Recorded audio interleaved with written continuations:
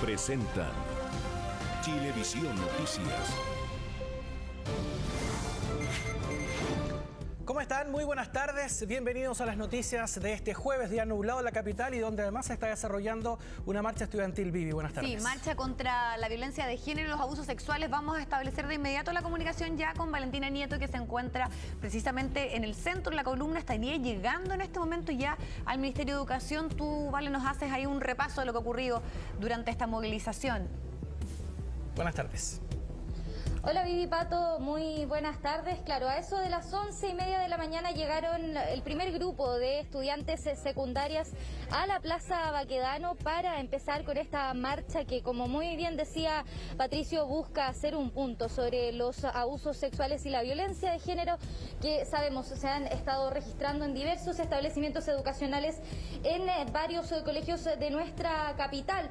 De hecho, ellas estuvieron ahí esperando un buen rato en la Plaza Baquedano, esperando que llegaran una mayor cantidad de estudiantes. Calculamos que son por lo menos 500, que posterior a las 12 de la tarde ya comenzaron a trasladarse hacia La Moneda para luego, ya como muy bien decía Patricio, estar en el frontis de el Ministerio de Educación. Sabemos que ellas están protestando por diversos casos que se han registrado durante las últimas semanas.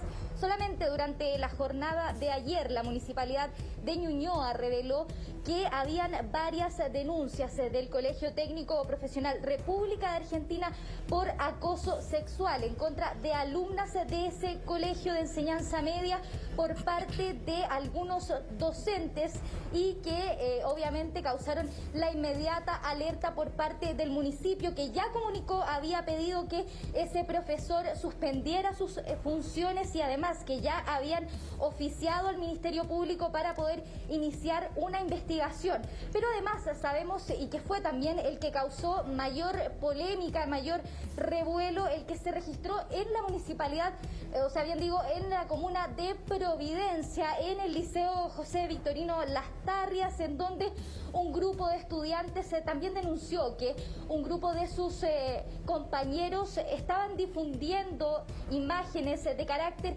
sexual sin su consentimiento y que además estaban amenazándolas de realizar una violación grupal al estilo de lo que vimos hace un par de años atrás en España, en este caso que fue denominado de La Manada. Por eso mismo es que todas estas estudiantes secundarias se decidieron juntarse en la zona de Plaza Baquedano para trasladarse hasta este punto. Sabemos que el gobierno de Gabriel Boric ha hecho bastantes guiños de que va a ser un gobierno feminista y que por lo tanto este tipo de temáticas van a ser de preocupación de la actual administración y que van a procurar intentar impulsar la agenda de género. Cuéntame, Pato. Con respecto a esta manifestación que se ha estado desarrollando, observamos a través de las cámaras también de la unidad operativa, desde Plaza Baquedano, desde Plaza Los Héroes, el punto en común era el Ministerio de Educación. La intención ahí, me imagino, es poder entregar una carta. ¿La han entregado? ¿Hay alguien que va a recibirlas? Mira, por el momento la idea era hacer una manifestación frente al Ministerio de Educación, claro, entregar un petitorio. La verdad es que hasta el minuto no han podido ingresar porque, como te comentaba, llevan muy poco tiempo aquí junto al frontis de La Moneda porque se venían trasladando desde Plaza Baquedano. Desconocemos si el ministro de Educación va a recibir alguna tipo de dirigente de este grupo de alumnas para poder conversar con ellas y que ellas también puedan hacerle, claro, una mención a cuáles son sus peticiones, el petitorio que buscan hacer respecto a estos protocolos que también se buscan impulsar al interior de los establecimientos. Pero los invito a que pasemos a escuchar parte de las declaraciones que tenemos de la Defensoría de la Niñez sobre este tipo de casos que ya han remecido obviamente a los distintos establecimientos educacionales que hoy ocurren en la capital, pero que sabemos puede estar ocurriendo también en otros tipos de colegios a lo largo de nuestro país.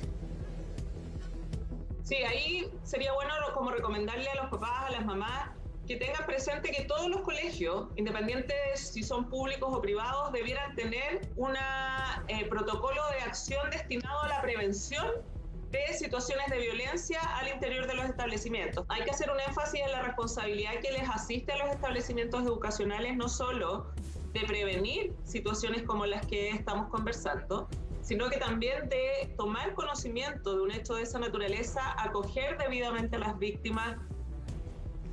Bueno, recordemos entonces que ambas calzadas de la Alameda están en este momento cortados. Esto es aproximadamente desde Manuel Rodríguez hasta Plaza Baquedano. Hay cierta congestión también aledaña. Visibilizar estos temas, hay una serie de denuncias, pero tenemos también en otro punto del centro muy cercano al Mineduc, Fernanda Yura, con quien establecemos ahora la comunicación. Fernanda, para que tú nos puedas también reportar si ya llegó, quienes encabezaban esta movilización y si está contemplado, por ejemplo, algún tipo de encuentro con las autoridades del ministerio. Hola Vivi, Patricio, muy buenas tardes. Claro, lo decíamos, se reunieron a las 12 específicamente en el Metro Los Héroes y también en Plaza Baquedano con la intención clara de llegar acá hasta el Ministerio de Educación, donde nosotros nos encontramos específicamente en Amunátegui con la Alameda. Ellas están intentando ingresar, podemos ver en imágenes, están estas vallas papales instaladas para evitar que hayan incidentes. Sin embargo, están conversando con la clara intención de llegar a conversar con las autoridades. Es algo que estamos esperando. Precisamente también desde el Ministerio nos señalaron que en algunos momentos va a haber una vocería para responder a estos petitorios que ellas están intentando hacer llegar a las autoridades. Lo vimos hace algunos días, estas demandas que denuncian acoso y situaciones de abuso sexual en distintos liceos emblemáticos. Primero lo vimos contra algunos alumnos del Liceo Lastarria, pero se han ido sumando varios casos. También lo pudimos observar y escuchar también a las alumnas del Liceo 1, del Liceo también Carmela Carvajal, que han llegado hasta este lugar. Ustedes lo pueden ver, se están desplazando algunas estudiantes que han podido ingresar, están a la espera para conversar con las autoridades y entregar este petitorio contra estos casos que dejan en evidencia distintas situaciones de vulneración de derechos. Tanto algunos apuntan contra los profesores como contra los mismos alumnos, compañeros de ellas y también de otros liceos. Lo vimos en Santiago, también en Ñuñoa y Providencia.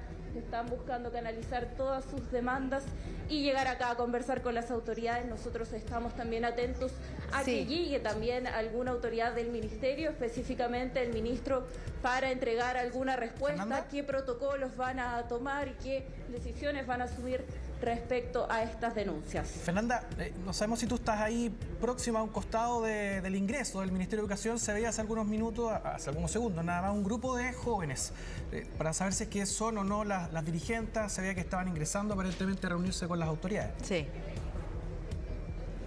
Claro, se organizaron las alumnas para que fueran algunas las que pudieran llegar específicamente al ministerio, ya que, como bien decía Valentina, son cientos las estudiantes que están acá y ellas esperan una respuesta del ministro específicamente por todas estas denuncias que ellas han estado realizando en los últimos días, en las últimas semanas, que estábamos repasándose algunos momentos. El Liceo Lastarria, vemos el Liceo 1, también el Liceo Carmela Carvajal. Están entonces estas estudiantes, acaban de ingresar, se reunieron al mediodía, sin embargo, esperaron a que llegara una convocatoria bastante importante para desplazarse desde Plaza Baquedano, desde Metro Los Héroes y llegar específicamente al punto donde nosotros nos encontramos frente al Ministerio de Educación. Ellas esperan ser escuchadas, ya que se han iniciado bastantes sumarios. Se han abierto investigaciones, bien sabemos que el Ministerio Público ha iniciado investigaciones y diligencias para investigar, bien digo, las denuncias que ya se han realizado. Sin embargo, ellas señalan que han esperado mucho y que poco se ha hecho para escuchar sus denuncias. Sí, es una forma... Quedamos atentos también a una posible vocería acá en el Ministerio de Educación. Sí, vamos a quedar conectados contigo para saber sobre todo de qué forma se da esta reunión, este encuentro. Hay un grupo de dirigentes de las estudiantes que han llegado hasta el Ministerio de Educación. Seguramente vamos a tener ahí la posibilidad de escucharlas luego de este encuentro. Vamos a ver si es propiamente con el ministro o con otra autoridad. Gracias, Fernanda. Quedamos conectados y nos hace el llamado si es que está ya concluyendo este encuentro. Bien, vamos a quedar ahí pendientes entonces de lo que ocurra con esta manifestación. Vamos ahora al Palacio de la Moneda para tomar contacto con Iván Carvajal. Durante esta mañana se sostuvo una reunión entre la ministra de Interior, Isquia Siches, y el general director de Carabineros, Ricardo Yáñez. Se abordaron temas de seguridad y uno de los temas, lógicamente, tenía que ver esta visita a la región de la Araucanía, donde el general ha señalado y descarta improvisación en este viaje, en estas actividades. Iván, buenas tardes. ¿Qué tal, Iván? ¿Cómo están? Muy buenas tardes. Claro, La Moneda intenta dar vuelta a la página de lo ocurrido a principios de semana y a principios del gobierno con este viaje de la ministra del Interior a la región de la Araucanía, en el que iban con una agenda social, pero terminó empañada por este incidente cuando la comitiva fue recibida a balazos en una de las comunidades ahí en Temucuicuy. Ha sido un aterrizaje forzoso, lo reconocen así en el propio Palacio de Gobierno. Esto que ha ocurrido, pero intentan dar vuelta a la página y en ese sentido durante todos estos días han hecho diversas reuniones para analizar la planificación de ese viaje y cómo se va a seguir trabajando de aquí en adelante. Y en este contexto fue que el general director de Carabineros llegó nuevamente hoy al Palacio de la Moneda para una reunión con las autoridades del Ministerio del Interior y estuvieron precisamente viendo esto. Ahora, el general director se cuadró con las declaraciones que han hecho los días anteriores las autoridades del Ejecutivo, diciendo que todo esto se había planificado. De hecho, en la propia Moneda dicen que, por ejemplo, el recorrido que hizo la ministra del Interior lo habían hecho antes Carabineros, precisamente abordando la seguridad de ese traslado. Así que insisten en que todo estaba planificado, pero que aún así siempre puede haber imprevistos, y fue lo que reiteró hoy el general director de Carabineros. Yo creo que ya las autoridades han hablado suficiente, el secretario fue muy claro el día de ayer, nada se improvisa, nada, todo se planifica, todo se coordina previamente. Obviamente ustedes tienen que entender que siempre hay riesgo asociado a cualquier tarea, incluso ustedes. Pueden tener un accidente, se pueden caer, se pueden golpear con una cámara y hay que tomar medidas, ¿cierto?, preventivas. Las medidas fueron tomadas, se planificó conforme a los riesgos que podían estar asociados y obviamente eso se hizo coordinadamente y planificadamente. Obviamente se apuntan las lecciones que se sacaron de lo que ocurrió a principios de semana con este viaje. Se va a intentar insistir con las visitas, incluso a las comunidades, pero con otra forma de actuar en terreno. Por ejemplo, dejando que las propias comunidades se organicen antes de que una autoridad pueda llegar a entablar algún tipo de diálogo con ellos. Así que eso es lo que se está haciendo durante estos días, planificando lo que va a venir, porque van a insistir con esto del diálogo para la región de la Araucanía, pero entienden que hay que tomar lecciones de lo que ha ocurrido y que a lo mejor hubo un exceso de ímpetu en estos primeros días. Eso es por lo menos lo que se puede palpar aquí en la Casa de Gobierno. El general director de Carabineros también habló de lo que va a venir, que es lo que también vienen trabajando después del 26 de marzo, la desescalada, como se le ha denominado, cuando termine el estado de excepción constitucional para las provincias de la macrozona sur. Esto es lo que dijo hoy el general director Yáñez. Nosotros trabajamos conforme a lo que la sociedad, el Ministerio del Interior y el Gobierno, ¿cierto?, está planificando. Estamos poniendo todas nuestras capacidades, estamos coordinando con otras instituciones, particularmente con la Fuerza Armada. Esta transición debe hacerse de forma coordinada, de tal manera de que la seguridad se siga manteniendo en la zona de la Araucanía, y ese es el compromiso que hemos asumido.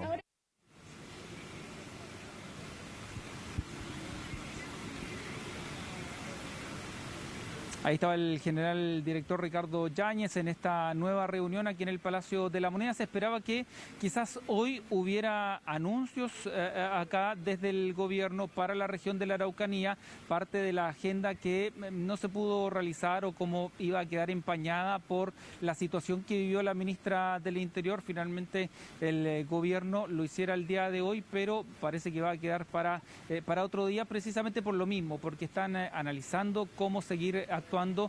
Quieren obviamente seguir hablando de la Araucanía, saben que es un tema complejo y lo han dicho las propias autoridades desde el minuto uno que ocurrió esto.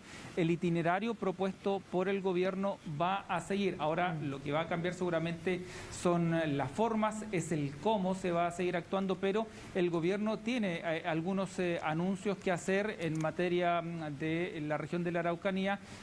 Están viendo y analizando cuándo es el mejor momento y la mejor forma de comunicar esos anuncios. Por ejemplo, con la falta de agua en la región de la Araucanía, que es también una realidad para muchas comunidades. Ese es uno de los puntos, y otro de los puntos que tienen sobre la mesa y que se está trabajando es la gran problemática quizás de las tierras de las comunidades mapuches. Así que ahí está, se está trabajando, se sigue trabajando en la moneda con eso, así que seguramente en los próximos días podríamos tener anuncios sobre eso, anuncios que fueron empañados por esto que ocurrió y que para la moneda fue un aterrizaje forzoso, insisto con ese término, porque así se le reconoce aquí en la Casa de Gobierno que fue este viaje a la Araucanía y que quizás hubo un exceso de ímpetu por parte del diseño que se generó para esos primeros días. Iván, es importante lo que tú dices respecto a estos anuncios que tenían que ver con la restitución de tierras. Ayer Janet Vega, la ministra de Desarrollo Social, de alguna manera ya lo adelanta,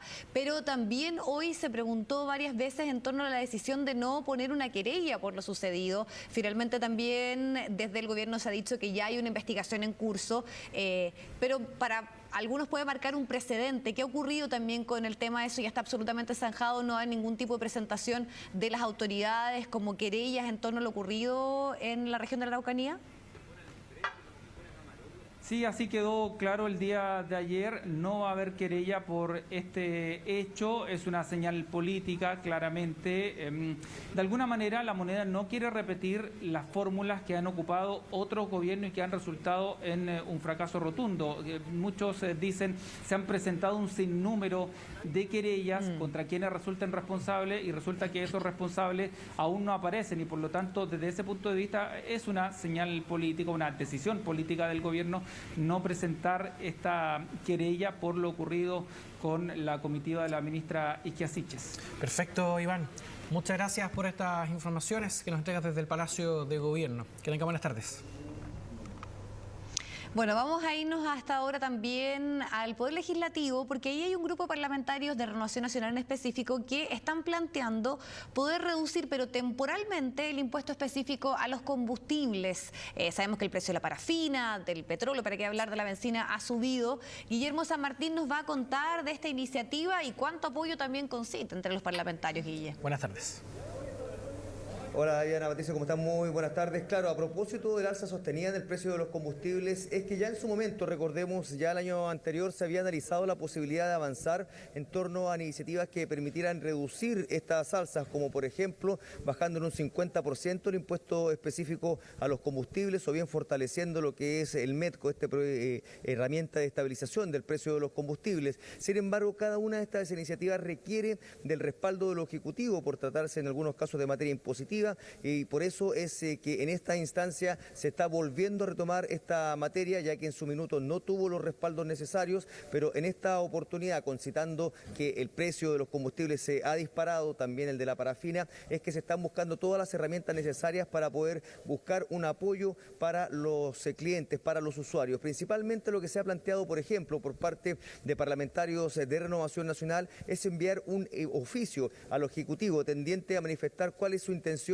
más que nada suspender el impuesto específico a los combustibles por un plazo de 6 meses o hasta un año, dependiendo de lo que se pueda establecer, considerando de que lo que ellos señalan, los ingresos o la recaudación que se establece a través de este impuesto podría ser compensada por el mayor precio del cobre, los excedentes que se puedan recaudar a través de Codelco y también obviamente los impuestos de la minería privada, y eso es parte de lo que se ha analizado dentro de esta propuesta. ¿Cuál es el total de la recaudación a través de los excedentes del cobre, a través del impuesto también de las mineras, para poder compensar lo que significaría la reducción del impuesto específico a los combustibles por un plazo de 6 meses o bien de un año? Y eso se está socializando, se está conversando con el ministro secretario general de la Presidencia, considerando que, como les señalábamos, por tratarse de una materia de impuestos requiere sí o sí del respaldo del Ejecutivo, pues de lo contrario podría ser declarada inadmisible cualquier tipo de iniciativa de estas características. Partamos revisando cuál es el carácter de esta propuesta que se ha dado a conocer por parte de parlamentarios de Renovación Nacional, en palabras precisamente de Frank Sauerbaum y la diputada Sofía Cid. Le hemos solicitado al gobierno que considere los excedentes que se están produciendo por el precio del alza del cobre a nivel internacional, que van a beneficiar a las arcas fiscales en más de 3.200 millones de dólares. Y no solamente eso, sino que active el Fondo de Estabilización de Precios de los Combustibles, fundamentalmente porque la parafina, que es uno de los elementos que más ocupan para la calefacción de los más humildes, hoy día está totalmente desapegada de los precios normales, están a más de 1.000 pesos el litro y por lo tanto necesitamos que se active este fondo de estabilización. Hemos solicitado al gobierno del presidente Boric que le dé curso al excedente en el precio del cobre. Sabemos que el presupuesto 2022 lo aprobamos en base a un valor estimativo del precio del cobre y está ahí aumentando. Esto ha generado una recaudación de 3.200 millones de dólares aproximadamente, solo considerando el aumento del precio del cobre, dejando fuera el aumento del precio del dólar. Y por lo mismo queremos pedirle, dado que esta recaudación es mayor, que elimine el impuesto a los combustibles durante este año. Sabemos que el aumento de los combustibles ha afectado directamente a la clase media, a la gente que usa el vehículo para ir a trabajar y muchas veces para transportar a sus niños al colegio. Bueno, Guillermo, tú lo planteabas también ya al inicio de este despacho, que una iniciativa de estas características requiere el patrocinio, el apoyo del gobierno, toda vez que se trata de algo que tiene que ver con materia impositiva. ¿Cuál ha sido la reacción de parlamentarios del oficialismo, tomando en cuenta que esta es una iniciativa que viene desde parlamentarios de derecha y que, mientras ellos eran gobierno, no plantearon una idea de estas características? No, de todas maneras, de hecho la crítica política está planteada bajo esa mirada, en el sentido de por qué en este escenario actual se abren desde la ahora oposición a avanzar en torno a este tipo de materias, considerando de que ya durante el pasado gobierno de Sebastián Piñera, en más de alguna oportunidad, se propuso establecer algunos mecanismos de ayuda a propósito del alza sostenida en el precio de los combustibles. Sin embargo, en ese momento la ahora oposición no estuvo disponible para poder entregar sus votos a favor, y también el propio gobierno de su sector no quiso avanzar en torno a esta materia. De hecho, hubo diferencias entre algunos parlamentarios de la misma Unión Demócrata Independiente que plantearon iniciativas en esta línea con el Ejecutivo, puesto de que no iba en la línea de lo que ellos habían establecido avanzar sobre estas materias. Y por eso es que desde la ahora oficialismo se ha señalado insistentemente de que ellos dudan que de un minuto a otro haya surgido un espíritu tan social por parte de especialmente los parlamentarios de Renovación Nacional, pero están de acuerdo con el fondo, en el sentido de que quizás los recursos que se están recaudando por parte del Ejecutivo en materia del cobre, también a través de los excedentes, como le decíamos, a través del propio impuesto a la minería privada, puedan ser destinados a otras materias, pero dejándole la libertad al Ejecutivo cuál pueda ser el destino que pueda darle estos recursos, considerando la serie de prioridades que se han manifestado en torno a lo que va a ser los proyectos que se van a enviar al Ejecutivo. Y también se sostiene que cada uno de estos recursos muchas veces son políticas que se deben mantener en el tiempo, y este escenario actual de lo que significa una mayor recaudación por parte de la minería es más que nada temporal, considerando el escenario actual que se está viviendo a nivel mundial. Por eso es que ellos han señalado insistentemente que el foco está dado en que, si bien se debe destinar estos recursos a materias sociales, será el Ejecutivo el que deberá resolverlo. Pasamos a revisar precisamente la reacción que se han dado especialmente en el oficialismo, en palabras del diputado Jorge Brito y el diputado Carlos Bianchi. Estos recursos pueden ser de muy buena manera utilizados en obras de infraestructura y de la construcción de centros de salud como centros educacionales que hoy día son necesarios. Las ciudades están bastante abandonadas por parte del Estado en cuanto a inversión. Antiguamente se construían grandes obras y hemos dejado de pensar en aquello. Creo que eso nos permite cimentar mejores condiciones para el futuro, al mismo tiempo de dar trabajo ahora. Y yo creo que los fondos provenientes del alza del precio del cobre podrían ser perfectamente utilizados en ese tipo de proyectos de inversión. Lo que no tenemos que hacer es de la necesidad un aprovechamiento político. Yo no le creo a Renovación Nacional ni a la derecha estas posturas de sensibilidad humana que les viene de un momento a otro. Pero sí comparto el hecho de que efectivamente, al haber mayores recursos como Estado chileno, estos vayan directamente a impactar en la necesidad de las chilenas y chilenos. Eso lo creo, lo sostengo, pero no hagan, por favor, de la necesidad humana real un aprovechamiento político, porque eso es inaceptable.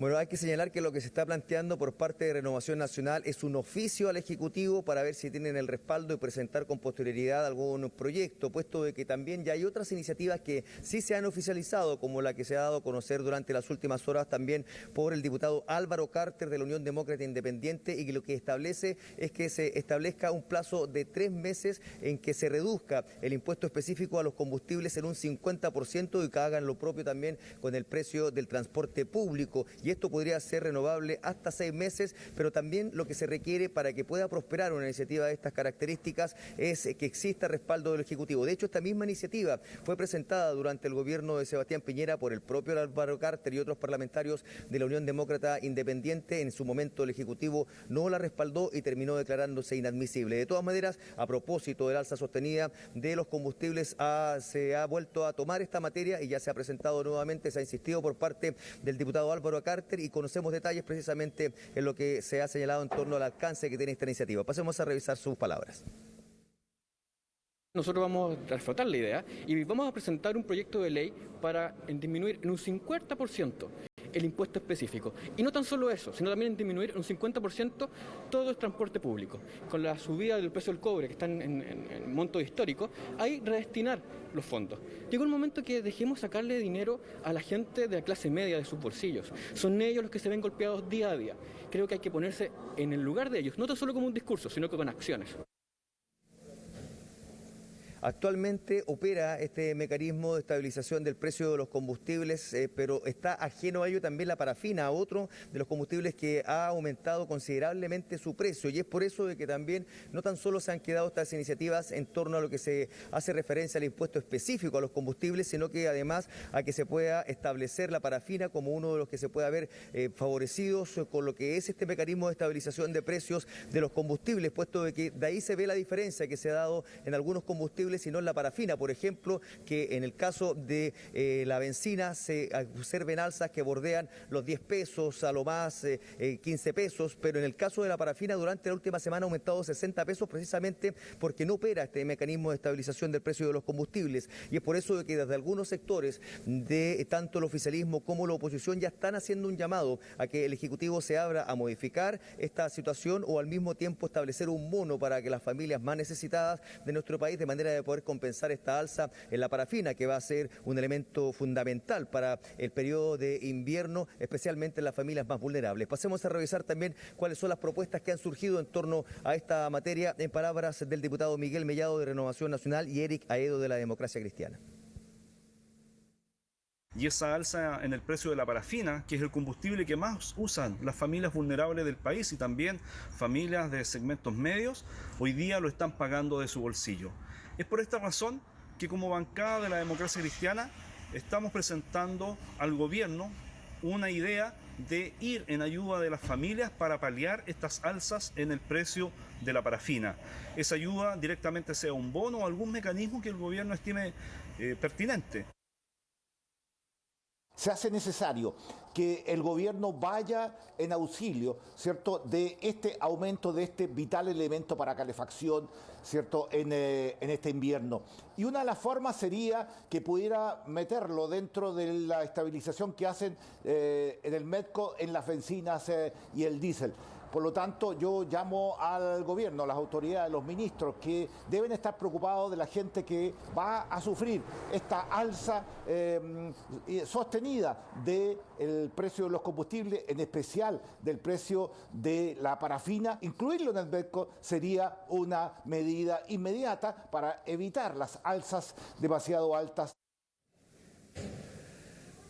Bueno, respondiendo también a lo que nos consultaban al inicio de este despacho, obviamente cada una de estas medidas generan consenso entre los parlamentarios, tanto del oficialismo como de la oposición, pero más allá de que pueda ser catalogada como una muy buena idea, es el Ejecutivo el que tendrá la última palabra, puesto de que se requiere sí o sí el respaldo del Ejecutivo para que pueda prosperar iniciativas de estas características, por tratarse de materias impositivas, por tratarse de materias de recaudación fiscal, y de esa línea es lo que se va a ir decantando dentro de los próximos días. Si es que hay alguna respuesta del Ejecutivo para que pueda ser tramitado algún proyecto de estas características finalmente acá en el Congreso Nacional. Viviana, Patricio. Claro. De ahí se va a producir esta tensión política entre la intención del gobierno de recaudar más impuestos y ideas como estas que buscan, por ejemplo, poder reducirlo en el caso de los impuestos a los combustibles. Muchísimas gracias, Guille. Buenas tardes. Bien, y el gobierno se comprometió a elaborar un plan que permita la reactivación de locales comerciales de la llamada Zona Cero, tras las inmediaciones de Plaza Baquedano. Vamos a revisar los detalles de esta reunión. Allí está con nosotros Ignacia Jiménez. Ignacia, buenas tardes. ¿Qué tal, Ignacia? ¿Cómo están? Buenas tardes.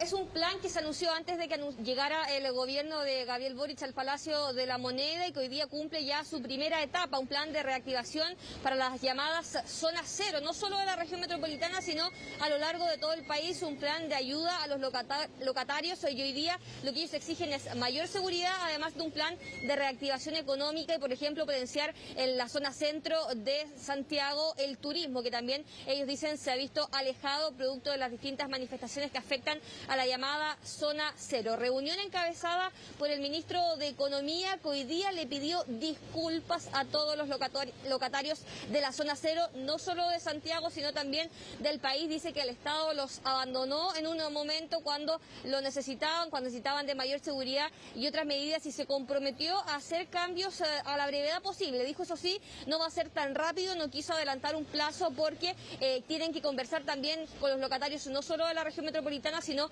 a lo largo del país. Es un plan que dicen va a ser integral, que no solo implique subsidios, sino también otras medidas, por ejemplo, el tema de la seguridad. Los quiero invitar a que revisemos las declaraciones del ministro de Economía, que dan cuenta de esta disposición con la que ha llegado el gobierno de Gabriel Boric para ir en ayuda de estos locatarios que están, en este caso, en la Zona Cero de la región metropolitana.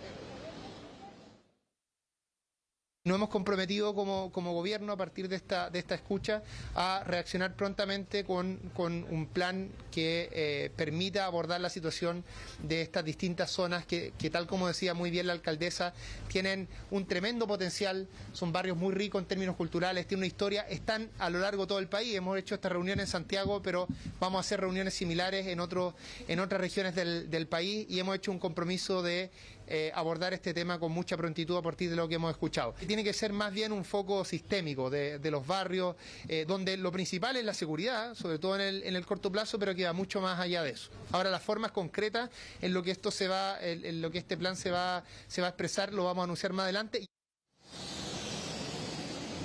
Estuvo presente acá la alcaldesa de Santiago, uno de los municipios donde hay locatarios, donde hay vecinos afectados por la falta de personas que vengan al comercio de la llamada Zona Cero. Y ella decía que aquí hay que hacer un plan de recuperación integral, que tenga que ver con la seguridad, pero también con la recuperación de la vida de barrio que existía en muchas de estas zonas, por ejemplo en el barrio Las Tarrias, donde nos encontramos. Y eso era lo mismo que planteaban hoy día justamente los vecinos que fueron invitados a esta reunión. Incluso llegaron más de lo que estaba pronosticado, se hizo chico el espacio donde tenían que encabezar esta reunión el ministro de Economía, pero acá lo que decía la alcaldesa también es un foco importante que tiene que ver con un trabajo que vaya en directa relación con las necesidades que tienen hoy día los locatarios, los vecinos de estos barrios, porque no todos tienen la misma seguridad, aunque dicen que el punto en común hoy día es justamente la seguridad. Revisemos las declaraciones de la alcaldesa, que dan cuenta también de esta otra mirada que hay de estas demandas que hoy día tienen los vecinos de la llamada Zona Cero. Tenemos un desafío que es tremendo. Hemos podido escuchar distintos problemas que han tenido que enfrentar a propósito tanto del estallido social como también de la pandemia, y es por eso que es fundamental la articulación de todos los organismos. Aquí necesitamos a los emprendedores, emprendedoras de los barrios, necesitamos al gobierno en su conjunto, y como municipio vamos sin duda a acompañar todo este proceso, como hemos estado haciendo durante estos meses. Necesitamos tanto una mayor seguridad como también una activación que permita que nuestros barrios puedan estar vivos, que podamos tener una activación económica que vaya muy de la mano de la cultura. ¿Qué es lo que decían hoy día los locatarios que estuvieron invitados a este primer encuentro? Valoraban la disposición del gobierno, muchos decían que hace tiempo no se sentían escuchados por las autoridades y que la intención es poder hacer mejoras en torno a la seguridad, esa es la principal demanda, pero también subsidios que les permita a muchos de ellos revivir o sobrevivir a la situación económica que hoy día están viviendo. Dicen que ha llegado una crisis económica, que muchos de ellos están a punto de cerrar, algunos nos decían que tenían 2 locales, que ahora tienen 1, otros que están pensando en cómo cambiarse de esta zona cero para revivir sus locales que se han visto tan afectados por las manifestaciones y por el impedimento que esto les genera para trabajar, por ejemplo, los días viernes en el sector de la Plaza Italia cada vez que hay una manifestación. Dicen ellos que no necesariamente todos necesitan dinero, algunos sí, pero que tienen que ser medidas integrales que al final lo que les permita es poder volver a trabajar de manera normal o al menos como lo hacían antes de las manifestaciones de octubre de 2019. Revisemos esas palabras. Le comentamos de la necesidad de crear algún mecanismo que pueda ser reparatorio. Él está de acuerdo en poder revisarlo con el presidente y al mismo tiempo también un petitorio de cómo podemos avanzar en términos de poder llevar una carga menor en la que son las exigencias financieras, sobre todo en contribuciones, pago patente. La alcaldesa también se comprometió en que los pagos de la patente de las terrazas iban a ser mantenidas esas reducciones que tuvimos en los años anteriores, y creemos que la sensación es de optimismo, es positiva. Ellos quieren trabajar, ellos quieren solucionar estos problemas y hacerse cargo, que a nosotros nos tiene esperanzado en que esto suceda en un breve plazo. El plazo, eso sí, queda pendiente, no quiso decir el ministro cuándo. La próxima semana podrían haber algunos avances, al menos respecto a los primeros anuncios, pero dicen esto es un plan integral, no pueden decir si en 1, 2 o 3 meses va a estar terminado. Lo que sí se comprometieron es a mantener el diálogo con los locatarios, con los vecinos de la llamada zona cero acá en la región metropolitana, pero también en el resto del país. Los locatarios también hoy día valoraron estas disculpas que dio el ministro por no haber estado presente el Estado cuando ellos solicitaban la ayuda para poder seguir trabajando en medio de problemas de seguridad que ellos dicen se han visto en el barrio, sobre todo después de lo que ha sido la pandemia y el retorno y la reapertura de muchos locales que sabemos acá tienen que ver con el rubro gastronómico. Sí, importante este compromiso, además que no se centre solamente acá en Santiago, también en regiones. Ahí es lo que señalaba el ministro de Economía, y además de la reactivación económica es importante resguardar la seguridad de todos estos polos gastronómicos y comerciales. Muchas gracias, que tenga buenas tardes.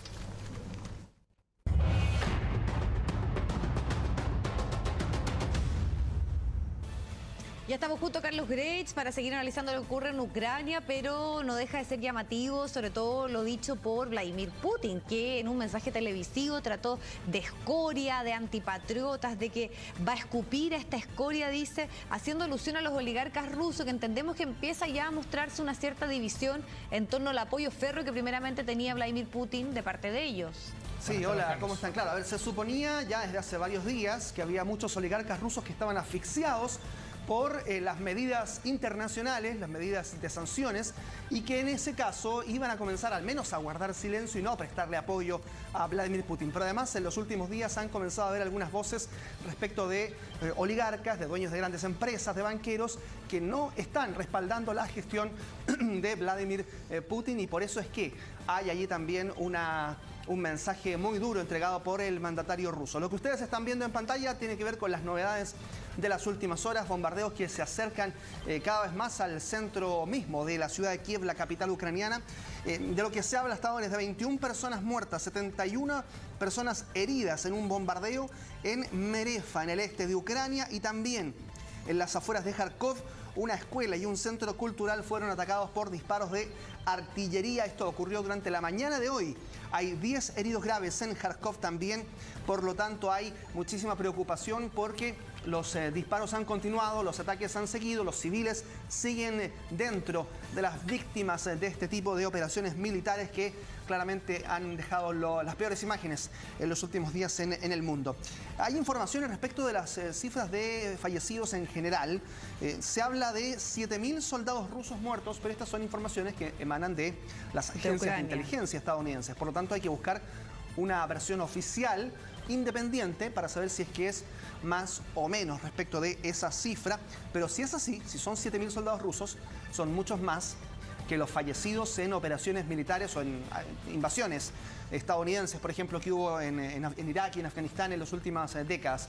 Por lo tanto, se habla ya de una operación muchísimo más letal durante los últimos 20 días respecto de todo lo que ha ocurrido en términos de operaciones bélicas en el siglo XXI prácticamente, Pato, Vivi, y así entonces se genera allí una sensación de que puede haber una evaluación muchísimo peor respecto de lo que ha ocurrido en territorio ucraniano. Carlos, te quería preguntar por qué está esta situación en un teatro en Mariupol, donde se hablaba de al menos 1000 refugiados. Estamos viendo eso en la imagen. Sí. Y de hecho lo que ustedes ven a un costado se supone que es una señalética o palabras que finalmente dicen niños, claro, que era una forma de alertar de que no podía ser bombardeado porque obviamente era un refugio, pero todavía no hay mucha claridad de las personas fallecidas si se pudieron resguardar en una especie de subterráneo que igual dificulta la salida, ¿no? Porque se derrumbó todo este teatro. Sí, gran parte de la estructura, especialmente de la parte de atrás del teatro de Mariupol, se derrumbó. Ahí está la fotografía, esto fue tomado días antes del ataque de ayer. Y ahí en letras blancas ustedes ven en lengua rusa, dice niños, dando a entender que las personas que estaban refugiadas allí querían indicarle a quienes pudiesen intentar hacer un ataque aéreo de que no bombardeasen esta estructura, que finalmente es lo que ocurrió durante la tarde de ayer. Las informaciones que vienen desde las autoridades de Ucrania, el ex jefe de la región de Donetsk, Sergei Taruta, ha puesto que ya hay sobrevivientes que alcanzaron a refugiarse en ese lugar y están saliendo de a poco de entre los escombros, que no han podido llegar los operativos de rescate mayormente debido a la intensidad de las posibilidades que haya de enfrentamientos con fuerzas rusas ahí en la zona. A ver, Mariupol es una ciudad que está prácticamente destruida y que está justo al lado de la zona del Donbass, muy cerca de Donetsk.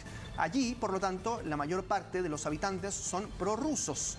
Por eso también las fuerzas rusas han indicado permanentemente que ataques como este no son de su responsabilidad, sino que son fuerzas ucranianas que están disparando en ese lugar y que, por ejemplo, han impedido que personas salgan en los corredores humanitarios. Eso es lo que indica Rusia. Pero lo cierto es que allí, en un lugar donde se vio que había niños, 1.500 personas había al interior de ese lugar, de acuerdo a informaciones oficiales.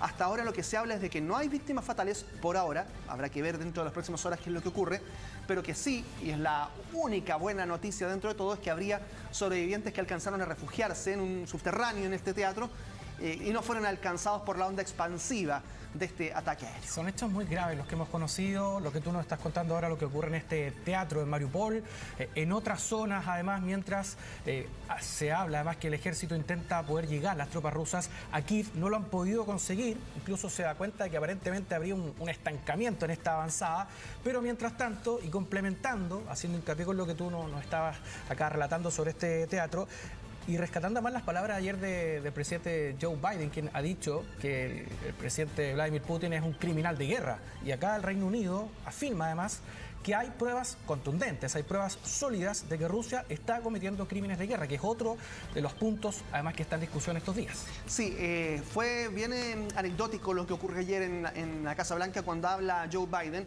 porque él hace un discurso en el que manifiesta la intención ya directa de entregarle drones y otro tipo de insumos militares a Ucrania.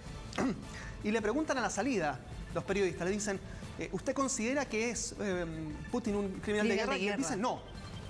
Y se va. Y a los pocos segundos, no sabemos si fue por una advertencia de alguien de su equipo, de su staff, él vuelve a donde la periodista le dice, usted me preguntó esto, ¿no? Usted me preguntó si Vladimir Putin era un criminal de guerra. Yo le digo, sí. Es decir, hay allí una intención probablemente de él de declarar esto, pero no había tenido esa intención antes, durante varios días. Le habían preguntado también y todavía no se había referido a esto. Ayer finalmente esto ocurre, una afirmación.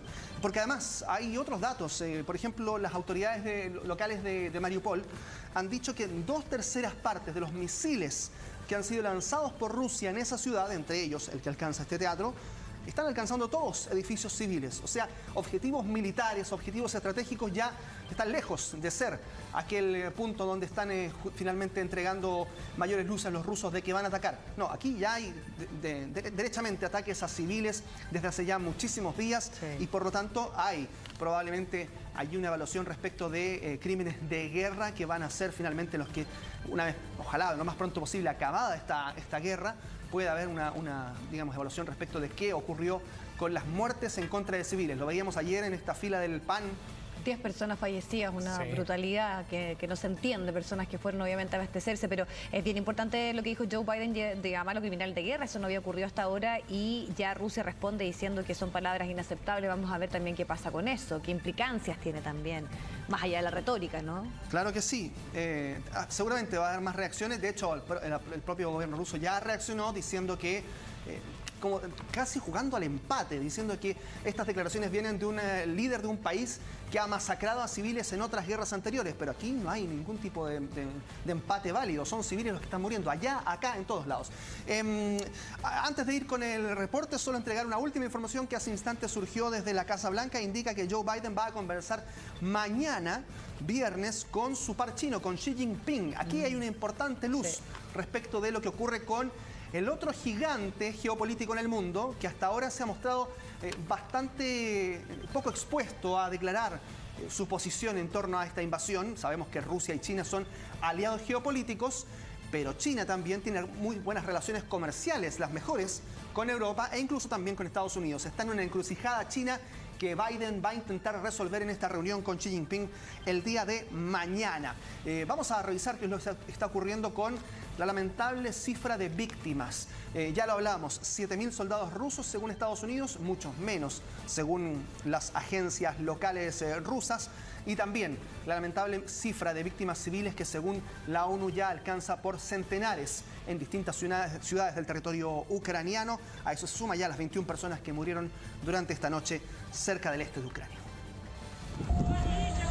Las imágenes son tan fuertes que no se pueden mostrar en su totalidad.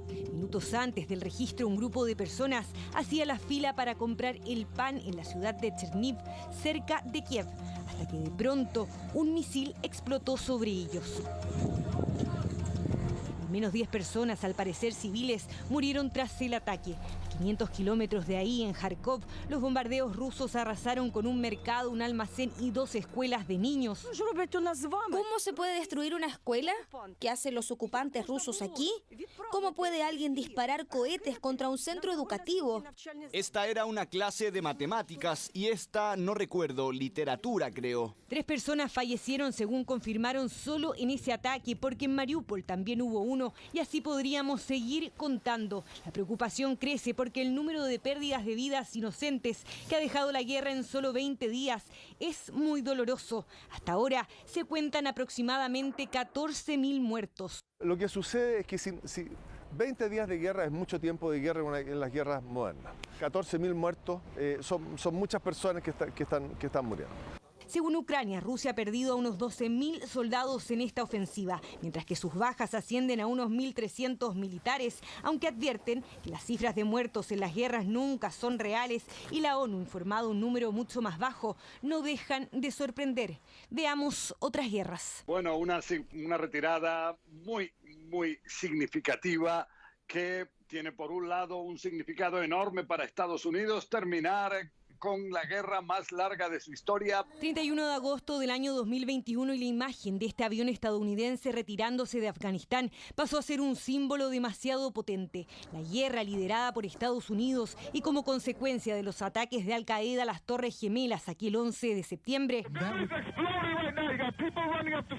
finalizaba después de 20 años. El combate significó la pérdida de 150.000 personas en 2 décadas, o sea que 7.500 soldados morían al año, menos que en Ucrania. Pero tiene características distintas. ¿Por qué? Porque no había este empleo masivo de fuerzas militares por lado y lado, sino que había una fuerza como Estados Unidos que efectivamente iba en busca de los terroristas de Al Qaeda o de los talibanes, pero no había un enfrentamiento directo como lo tenemos hoy día. Tampoco había una resistencia como la que pone Ucrania en las ciudades. Por lo tanto, si tuviéramos que comparar, podríamos relacionar el conflicto con la Segunda Guerra de Irak a comienzos de este siglo, dado que tenían más similitudes. La Segunda Guerra de Irak hubo enfrentamiento de fuerzas militares por lado y lado. Hubo. En esa guerra de Irak, en esa guerra del Golfo, tenemos menos bajas que las que tenemos ahora denunciadas. a pesar de que las fuerzas eran mucho mayores. Pese a que habría menos bajas, insisten que las cifras entregadas de esta guerra aún no se sabe si realmente son fidedignas, sobre todo porque es parte de una estrategia, siempre informar que el enemigo ha perdido mucho más soldados durante la batalla que el adversario. Ya, ahí está la lamentable cifra de víctimas, la peor cara de esta guerra, mientras en paralelo continúan las negociaciones. Hay la sensación en las autoridades, en las delegaciones, especialmente en la ucraniana, de que llegan a puntos en común y están tan cerca pero a la vez tan lejos. Sí. Pese a que hay algunos puntos de estos 15 que van a intentar acordar, que van comenzando a tener cercanías en las posiciones, siguen estando demasiado lejos como para finalmente llegar al objetivo, que es el alto al fuego definitivo en territorio ucraniano. Que es lo que todos esperamos, y mientras tenemos que seguir dando informaciones respecto a lo que ocurre con la muerte de civiles en este conflicto. Muchísimas gracias, Carlos. Nos vemos. Muy bien. Buenas tardes. Y nosotros cambiamos de información. Tras meses de investigación, la PDI logró desbaratar una banda de narcotraficantes que, según la Fiscalía, estaba liderada por una joven de 22 años y que contaba con una gran cantidad de seguidores en la red social TikTok. Claro, los investigadores no descartan que ella sea la protagonista de una serie de balaceras que dejaron personas inocentes heridas. Vamos a conocer más imágenes exclusivas en el informe de Fabiana Acevedo.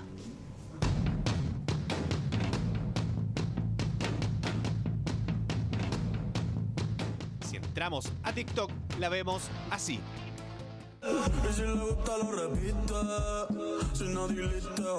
lágrima cae, fuiste buena mujer y yo el que no te valoraba. 22 años, influencer a primera vista. Solo uno de sus videos alcanza el 500.000 de reproducciones. Para ti, bendiciones, sus hashtags más repetidos. Y es que ojalá para ella cada momento se hiciera viral. Tiro para la disco esta noche para tomar, pasarla bien y escaparme de la realidad. Soncito, tú eres mi regalo más bonito. Contigo quiero casarme y que tengamos un muchachito.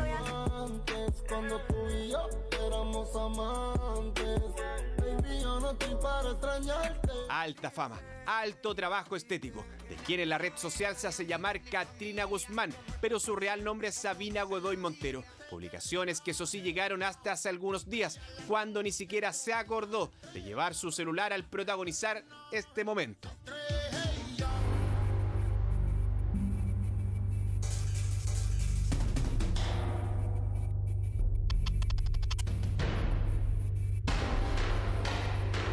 No escapaba de sus fans, sino de aquellos que sabían que irían tras ella a su departamento en Peñaflor, con motivos de sobra y que poco tienen que ver con monetizar a través de internet, sino con dinero mucho más fácil, con un ilícito emprendimiento que aterrorizó por meses a un barrio entero.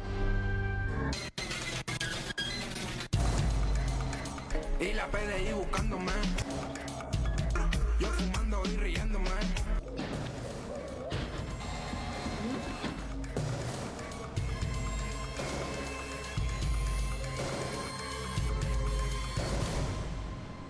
Así, por la ventana de un tercer piso, la apodada Ina se intentaba fugar del operativo llevado a cabo por la Brigada de Investigación Criminal de Peñaflor, en una investigación junto a la Fiscalía Occidente, que la posicionó como uno de los blancos principales. Ella básicamente es acopio de droga, tráfico de droga y también de armas de fuego. O sea, ella tiene un negocio ilícito que es básicamente la distribución de droga dentro de la población. En nuestra investigación está nuestro blanco principal y su brazo operativo, quien ejercía las funciones de seguridad y acopio de la droga, era su hermano.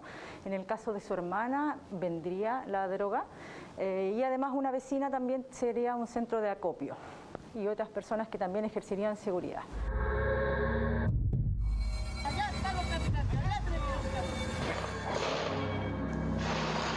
Desde julio del año pasado es que lo que sucedía con esta narco-tiktoker y su séquito comenzó a figurar como un foco criminal debido a reportes de incesantes balaceras a toda hora.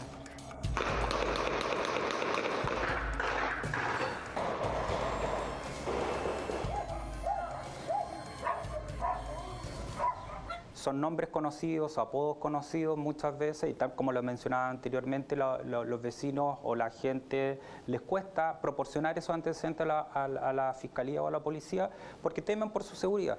Entonces son personas que están muy bien posicionados dentro de la población, personas que causan temor o intimidación al resto, que impiden en definitiva entregar antecedentes útiles para la Fiscalía. Y es por eso es que existen otros mecanismos, como por ejemplo denuncia segura, la actuación o denuncia a través de las municipalidades. Inocentes que resultaron heridos durante enfrentamientos armados y hasta amenazas que llegaron al propio alcalde de la comuna al denunciar que el narcotráfico no estaba en avanzada, sino que se estaba adueñando de un territorio. No queremos más vecinos heridos, no queremos niños traumados, queremos paz. Con miedo, sobre todo los niños, aquí hay muchos niños. Porque cuando hubo el problema allá en la 3, de todo el tiempo, se arrancaron, pasaron todos corriendo de allá con norma. Son amenazas de índole que nos vamos a encontrar, conocemos quién eres, dónde vas a estar, ese tipo de amenazas. Vamos a persistir en las denuncias y sobre todo vamos a persistir en todo el trabajo de coordinación con el Ministerio del Interior, con las policías, con la Fiscalía, de modo tal de dejar fuera a esta gente y fundamentalmente dejarlo donde deben estar. El punto de conflicto es al interior de la Villa Las Praderas. Los grupos permanecieron en continua disputa y revancha hasta aseguran con la contratación de sicarios, la banda de la Yoyi y la Lili contra la de la Ina. A poco se han ido posicionando en departamentos y la configuración de las estructuras ha permitido de alguna otra forma hacer esto, cuando muchas veces muchas personas incluso abandonan el hogar, aburridos por cierto de la venta o la problemática delictual que hay en el lugar. Esos lugares, entre comillas, abandonados son ocupados por estas bandas que los van utilizando como lugares de acopio. Tenían ciertas características, por ejemplo, sus puertas eran reforzadas, algunas blindadas, que obviamente impedían el fácil acceso de cualquier efectivo policial. Mira, yo quiero un papi, un baby que me diga. Un baby. Ella quiere llevarla a Las Praderas. Ella contrató unos sicarios al bloque que tiene tomado la Lili, al bloque que tiene tomado la Ina y a los bloques que tiene tomado la China. A esos 8 bloques deberían hacerle un allanamiento general. Es que su apodo ya era de renombre. Luego de cada balacera, el comentario entre los atemorizados vecinos que poco podían hacer, ya que incluso les cortaron la luz y el agua tras pedir que alguien hiciera algo en el mismo. La Ina estaba en el lugar, obviamente acompañada. Según la investigación, Joaquina Guzmán sería la líder. Sus brazos operativos dedicados a la venta de drogas serían su hermana alias La China y la polola de su sobrino La Javi. Otra persona de su confianza es La Vero, una vecina quien acopiaría parte de las sustancias. La cobertura y seguridad estaría a cargo de su hermano el Nacho, quien operaría junto a 2 soldados, el Marcelo y el Diego. Sin duda, no es directamente proporcional el número de denuncias que nosotros recibimos como Fiscalía con los hechos que se producen. Y eso por razones obvias. La mayoría de las personas teme por su integridad, teme por su seguridad y mantiene bastante miedo a hacer denuncias por este tipo de delitos. Por eso mismo nosotros nos hemos hecho cargo junto con la policía de una forma una investigación más científica, de a largo aliento. ¿Y qué tan difícil fue encontrar a la cabecilla de este grupo? Nosotros manejábamos antecedentes durante meses. Efectivamente, una persona que sale, entra del lugar, tiene informaciones muchas veces, como habíamos dicho, de otras personas que le brindan protección. Palabras realmente, y a Dios le doy gracias porque estás aquí presente. Quiero que sepas que te amo eternamente. Y es en este punto donde las redes sociales hicieron lo suyo, pues en cada lugar fuera de su casa era posible encontrar otra huella que probablemente ya desconocía, como esta cámara de seguridad que dio las certezas de que días antes se encontraba comprando sushi en un local cercano.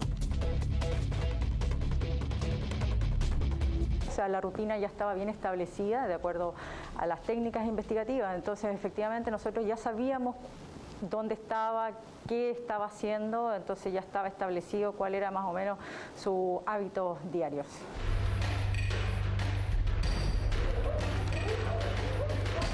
Llegó el día entonces donde más de 100 detectives irían por ella y los demás integrantes de la banda. 14 domicilios allanados y este registro desde el aire, donde se lanza de una ventana seguida por su hermano, no sería una casualidad, pues la policía ubicó un dron pensando en que probablemente harían todo lo posible para evitar ser capturados. finalmente a la famosa Ina o Katrina. Para quienes la siguen no le quedó más que entregarse.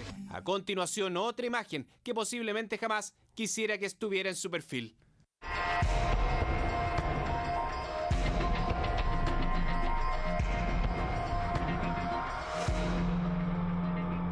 ¿Y qué posibilidad hay que ella sea protagonista de los diversos enfrentamientos de los que fuimos testigos? Pues bien, acá lo que todavía estamos en etapa investigativa, lo único que le puedo decir por ahora respecto de esa situación, que al menos nosotros hemos investigado que existen bandas rivales acá y que existen enfrentamientos por lograr el posicionamiento de la población. Tenido esta cantidad de pruebas, o estos indicios o estos elementos de una investigación de largo aliento, no hubiésemos tenido estos resultados. Ya no existe las armas de fuego que estaban en poder de los traficantes, entonces efectivamente los vecinos son los que agradecen que las policías realicemos este tipo de investigaciones. El operativo más importante que se ha desarrollado en el sector de la pradera para desarticular esta banda. Acá no ha terminado la guerra en contra del narcotráfico. Acá este es un paso muy importante. La totalidad de la banda se encuentra actualmente en prisión preventiva. En el múltiple allanamiento se incautó más de 2.000 gramos de cocaína, también marihuana, MDMA, además de hongos alucinógenos, más de 170 municiones y 2 pistolas, una modificada con puntero láser, una escopeta y un chaleco antibalas. Que el negocio efectivamente le estaba dando resultado está a la vista, con 9 millones de pesos que se encontraron en efectivo. Lo que también se llevó la policía fueron cámaras de seguridad que este grupo instaló en varios edificios para un monitoreo constante de quienes aparecían por el barrio.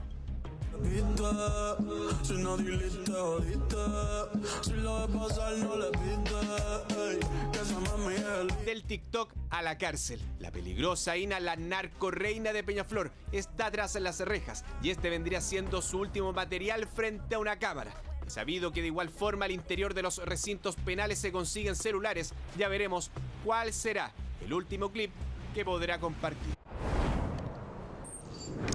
Bueno, ya estamos de regreso y les contamos que rebajar la edad de votación hasta los 16 años y que así las personas que cumplan ese requisito puedan votar en el plebiscito constitucional, el plebiscito de salida que sabemos además también es obligatorio. La idea debe ser discutida en el Congreso a petición precisamente de la mesa de la Convención Constitucional.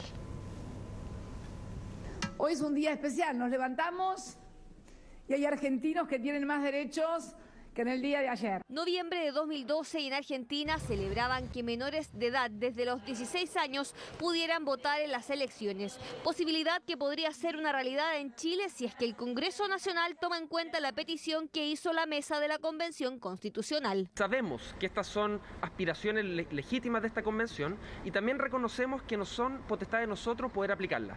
Y en ese sentido ya hemos enviado el año pasado un oficio, este año en febrero un segundo, y ahora reiteramos por tercera vez el oficio. Tercera vez que la mesa lo pide, pero en esta oportunidad suman esperanzas de que se transforme en una realidad, aunque no todos estén de acuerdo con la petición. Discrepo de que la mesa haya tomado una decisión de pedirle a otro poder del Estado, sin consultar al Pleno, que había que avanzar en ciertas materias. Es cierto que nuestro reglamento estableció esos elementos, los plebiscitos dirimentes, la baja de edad, pero no estoy de acuerdo en que haya sido una consulta específica. Cualquier condición específica para el plebiscito necesita un cambio constitucional, que no depende de la Convención. Entonces esto es más bien una propuesta y eso tendría que recogerle al Congreso, hacer un cambio constitucional. No sé si los tiempos dan. En el Congreso Nacional el tema poco se ha tocado en las reuniones que dan inicio al nuevo año legislativo y no todos están de acuerdo con bajar la edad de votación. Es cambiar las reglas del juego de cómo fue definido el proceso constituyente. Yo creo que el sistema que tenemos de los 18 es una buena edad que tiene coincidencia con las otras responsabilidades públicas que tienen las personas. A nosotros nos parece que así se amplía la democracia, se fortalece la educación cívica. Lo importante es que los jóvenes, los niños y niñas de nuestro país también tengan la posibilidad de ser parte de las decisiones políticas que los atañen también. La insistencia de la convención también es analizada en el Senado y se suma a la solicitud que hizo la semana pasada al Congreso Nacional la Defensoría de la Niñez para rebajar la edad de votación a 16 años para el plebiscito de salida. Bien, vamos con Max Frick a esta hora para conocer noticias policiales y este asalto, cual fue víctima la familia del ex comandante en jefe de la FARC. Max tiene el detalle de esta información. Buenas tardes. Hola, ¿cómo está? Muy buenas tardes. Sí, un hecho bastante violento que se produce ayer en la noche en la comuna de Las Condes, en calle Presidente Kennedy, en donde por motivos que aún se investigan, 3 sujetos ingresaron saltando el muro perimetral y la reja de este edificio ubicado en este sector del Barrio Alto, en donde procedieron a escalar un segundo piso. En ese lugar estaba la familia del ex comandante en jefe de la FACH, Jorge Rojas Ávila, quien no se encontraba en su domicilio. Por lo tanto, estos sujetos procedieron a agredir a la esposa de este hombre de 62 años, a quien le causaron lesiones golpeándole en el brazo y también en la cabeza, y posteriormente revisaron todo el inmueble, en donde habían 2 menores de edad y 2 familiares más del ex general del aire. Bueno, lo cierto es que tras revisar las dependencias del lugar, se retiraron con cerca de 50 millones de pesos entre joyas y especies tecnológicas como teléfonos celulares y tablets. Vamos a escuchar declaraciones de la Policía de Investigaciones, que llegó hasta este lugar para periciar las cámaras de seguridad y poder tener algún antecedente de qué, o quiénes, mejor dicho, componen esta banda que realizó este millonario robo ayer en la comuna de Las Condes. Alrededor de las 21:45 horas, mientras las víctimas se encontraban en su domicilio, fueron abordados por 3 sujetos que ingresaron mediante el escalamiento. En el interior intimidaron a las víctimas con elementos contundentes para posteriormente amarrarlas de pie y mano, sustrayendo diversas especies tales como joyas, teléfonos celulares y vestimentas más que nada, y luego huyeron por la misma vía de ingreso. Bueno, un hecho bastante violento. Seguramente la Brigada de Robos Oriente de la PDI ya está tras los pasos de esta peligrosa banda que de una forma bastante original subió hasta el segundo piso de este edificio y entró a este departamento robando esta cifra millonaria en joyas y también en especies tecnológicas. Vamos a cambiar de información y nos vamos a ir ahora a la comuna de Recoleta, porque un hecho sumamente violento se produjo durante esta mañana, cerca de las 6 de la mañana, en un pasaje de la comuna de Recoleta, en donde un vehículo que ya ha sido sindicado por vecinos como un auto en donde se desplazan peligrosos delincuentes, realizaron el tradicional abordazo a una víctima, una mujer de nacionalidad peruana que iba caminando sola por una calle de esta comuna, y la imagen realmente es brutal porque toman a la mujer, la tiran al suelo para poder robarle su mochila, uno de los sujetos, claro, que desciende del vehículo, pero esta víctima opone feroz resistencia a este asalto y comienza a forcejear con el delincuente. Esto evidentemente llama la atención de los vecinos porque ella comienza a pedir auxilio, y es en este contexto que los residentes de este sector desde una casa salen a prestar auxilio a la víctima y hacen que los delincuentes desistan de su actitud. De hecho, el sujeto, al ver que salen los vecinos, inmediatamente suelta a la mujer a quien quería quitarle su mochila y se sube al vehículo rápidamente para no ser retenido por los propios vecinos. Esta mujer quedó con algunas lesiones, pero la verdad es que nos decía que está muy traumada con lo que le ocurrió, porque ella todos los días sale muy temprano en la mañana a su trabajo y jamás pensaba que podía ser víctima de un delito tan violento. Vamos a escuchar declaraciones de esta víctima, que evidentemente por temor a represalias no revela su identidad, y nos cuenta este hecho traumático que le tocó vivir durante esta mañana en la comuna de Recoleta. Iba yendo a mi camino y de repente un chico me agarra de la mochila. Pensé que estaba bromeando o algo. Me doy la vuelta y no suelta mi mochila y empieza, digamos, a forcejear, y yo empiezo a tirarme al piso y arrastrarme. Porque yo no quise soltar mi mochila porque tenía ahí mi documento, tenía todo, mi carnet, mi cuenta RUT. Y como yo no solté, él me arrastró por el piso. ¿Y no le pudo finalmente robar la mochila? No, no me robó la mochila, porque yo empecé a gritar diciendo auxilio, ayuda, porque los vecinos salieron corriendo. Sí, pero me percaté que el chico no tenía nada, porque es que no tenía ni arma, nada, solo era un chico que trató de forcejear conmigo, era un niño de 15 años. ¿Estaba sin mascarilla? Sin mascarilla, era un niño, se veía la cara y era un niño. Bueno, un shock muy grande para esta mujer, que dice que seguramente va a tomar ahora las precauciones del caso a la hora de salir de su casa. Le pidió a su jefe, de hecho, el día libre, evidentemente se lo dieron, va a ir al doctor. No se había atrevido tampoco a hacer la denuncia. Es muy importante que las personas, cuando sufren este tipo de delitos, hagan la denuncia, ya sean Carabineros, la PDI, la Fiscalía. Es importante que estos hechos no queden sin investigar, porque así es como estas bandas posteriormente siguen operando. Pudimos conversar con vecinos de este sector. De hecho, la propia mujer, desde la casa casa que salieron a ayudar a esta víctima, nos decía que lamentablemente el barrio, que era muy bueno en ese sector de Recoleta, casi al llegar a Vespucio, se había vuelto muy malo ahora por esta serie de hechos, delitos a transeúntes, a personas que le roban sus vehículos, y de no ser por ellos que salieron en esos momentos, probablemente esta víctima habría resultado con lesiones aún más graves, porque salen ellos y los delincuentes escapan. Escuchemos declaraciones de residentes y vecinos de este sector de la comuna de Recoleta. Como 20 para las 7 y sentí cuando la niña gritaba ayuda, ayuda, por favor ayúdenme. ¿Y ustedes salieron? Salimos para afuera, pues. Y ahí mi marido les gritó cosas y de ahí arrancaron, pero el auto estaba esperándola allá a la huerta. Oye, ese auto usted me decía que ya lo habían visto. Es que asaltó a una niña al frente, a otro lado, a la otra huerta, le habían saltado ya de nuevo. Y andaban diciendo en las redes porque tuvieran cuidado que andaba un auto asaltando a la gente. La familia de ella, todos salieron a defenderla. Sí, creo que hasta la arrastraron. Entonces me dice porque se atrasó el bus. Le digo yo, llámeme porque él llega aquí como a las 6:20. Entonces me dice, no, que se atrasó el bus. Y 10 para las 7, mi esposo entra porque yo le abro la puerta, prendo las dos luces, mi esposo entra y empiezan los gritos. Empieza el asalto a la joven. A la joven. Mi esposo yo creo que se salvó por un par de segundos. Por un par de segundos, si no lo asaltan. ¿Y los gritos de la joven qué pedía? Ayuda, ayuda, ayuda, ayuda, griten, la arrastraban, no sé, yo no quise salir. Bueno, esto habla un poco, Vivi y Pato, de que muchas veces en estos barrios azotados por la delincuencia son los propios residentes los que tienen que comenzar a defenderse de forma solidaria. A veces se sienten abandonados por la autoridad, y en este caso puntual de Recoleta, por no ser por los vecinos de esa casa, lo más probable es que esta joven habría perdido su mochila, la cual defendió ferozmente de este violento abordazo, y claro, los vecinos salieron y ahuyentaron a estos delincuentes, pero está claro que esa no es la función de las personas, esta es la función de las policías, principalmente vigilar las calles para así evitar que se produzcan estos delitos. Así que vamos a ver qué pasa con esta víctima que estaba muy afectada y que incluso no quería hacer la denuncia. Sí, un terrible robo, intento de robo, genera además este trauma a esta víctima. Va contra, lamentablemente, Max, de lo que se recomienda. A veces no resistirse porque puede uno terminar con consecuencias mucho peores. Afortunadamente, este delincuente no tuvo otra acción con ella, no le disparó, por lo tanto ya ahí pudo conversar contigo, pero de todas formas no es lo que se recomienda. Muchas gracias, Max. Buenas tardes. Chao, Max, que estés muy bien. Vamos a volver al centro de Santiago. Recuerde que hoy había una movilización para visibilizar todas estas denuncias que hay de abuso sexual y de violencia de género de las estudiantes. Tenemos ya a Fernanda Yure porque entiendo que hubo un encuentro con el ministro, Fernanda, y vamos a conocer un poco qué fue lo que dijo luego de esta reunión con estudiantes.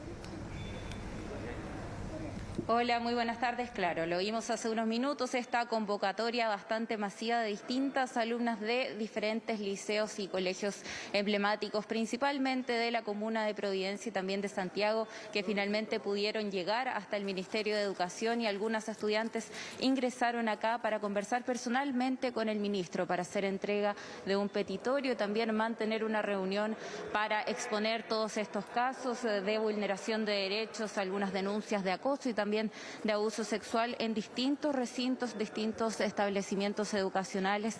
Ellas entregaron este petitorio, no nos entregaron detalle respecto a sus peticiones, sin embargo, lo que se busca es fortalecer también la ley de convivencia escolar, que, como bien hemos analizado en los últimos días, vemos tiene una especie de vacío respecto a los distintos casos de violencia específicamente sexual, que es lo que se ha tratado en los últimos días, estos casos, denuncias de acoso tanto y abuso sexual contra algunas estudiantes por parte de los mismos alumnos y también de algunos profesores. Lo pudimos ver, hay sumarios, investigaciones que se han abierto. La Superintendencia de Educación estableció que son específicamente 8 las investigaciones que ahora hay en curso y también otras investigaciones de oficio, y todos los días lo hemos podido escuchar, también lo hemos podido ver en las calles y también en las redes sociales en distintas plataformas se han ido incrementando estas denuncias por parte de alumnas de, por ejemplo, el Liceo 1, Javiera Carrera, también el Liceo 7, el Liceo Carmela Carvajal, también lo vimos hace algunos minutos, la última denuncia que se presentó por parte de la alcaldía de Ñuñoa. La alcaldesa lo había comentado, había emitido un comunicado señalando haber recibido una denuncia de un profesor que apuntaba contra 2 colegas por también casos de abuso sexual, y eso también es algo que se está investigando. Es por ello que, buscando canalizar todas estas demandas, estas denuncias estudiantiles, llegaron acá hasta este recinto para reunirse con el ministro y entregar todas sus peticiones para fortalecer los protocolos para tratar este tipo de situaciones. Escuchemos qué señaló el ministro después de mantener esta reunión con este grupo de estudiantes. Nuestro compromiso como ministerio efectivamente es ese. Vamos a revisar la normativa vigente, especialmente el plan de afectividad, sexualidad y género, que es una normativa que ya existe. Vamos a mirar la pertinencia, ¿no es cierto?, de esa política y de qué manera podemos reimpulsarla, mejorarla en el futuro, ojalá lo más pronto posible. Vamos a proponerle también al país el desarrollo de un conjunto de jornadas nacionales para que las comunidades efectivamente logren incorporar nociones quizás básicas al principio, pero ir en aumento de manera gradual de lo que significa una educación no sexista. Es una convocatoria entonces que, lo decíamos, se reunieron al mediodía las estudiantes, fueron cerca de 500 alumnas que marcharon dirigiéndose precisamente hasta acá, hasta el Ministerio de Educación. Hasta ahora se mantiene el tránsito cortado específicamente fuera del Mineduc por la Alameda, a la altura de Amunátegui, y nosotros nos quedaremos atentos a posibles avances, también conversaciones que mantengan estas estudiantes con las autoridades y también a cómo avance todas estas investigaciones que señalamos abrió la Superintendencia de Educación. Claro, por denuncias gravísimas. Muchísimas gracias, Fernanda, que estés muy bien.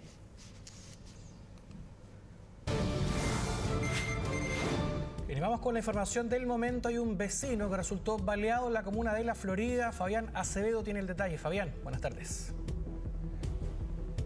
Sí, claro, ¿qué tal? ¿Cómo están? Muy buenas tardes. Les mostramos de inmediato imagen en vivo lo que está sucediendo acá en la calle Quilapán con Las Mercedes, comuna de La Florida, donde hay una víctima, lamentablemente, de 60 años, quien tras ser asaltado por los delincuentes que ustedes van a ver en la cámara de seguridad, resulta baleado. Al menos recibe 2 de los 3 impactos balísticos que este grupo delictual le percutó una vez que se genera este forcejeo que van a ver además en su pantalla, que se da precisamente en el momento cuando él va llegando ya a su casa. Es allí cuando, y según la versión policial que se maneja, él trasladaba una cifra de aproximadamente 1 millón de pesos en efectivo. Bueno, lo intimidan y posteriormente se genera este forcejeo muy peligroso por lo demás, los delincuentes a toda costa intentando entonces que este hombre de 60 años les entregara el dinero. Sin embargo, está su resistencia. De hecho, se ve cómo logra firmar a uno de ellos y posteriormente ya hay un segundo sujeto que va además con su rostro tapado, quien comienza a percutar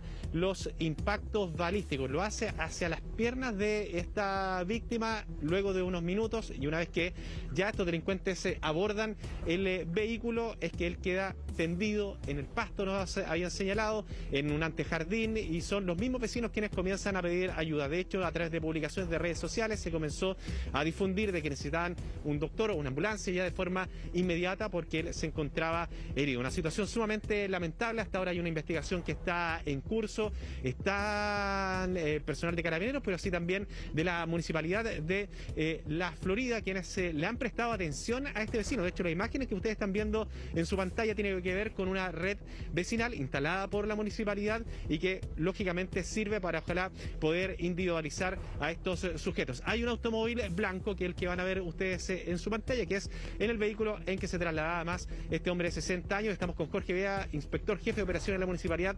Jorge, cuéntenos un poquito, bueno, ¿cómo está esta persona?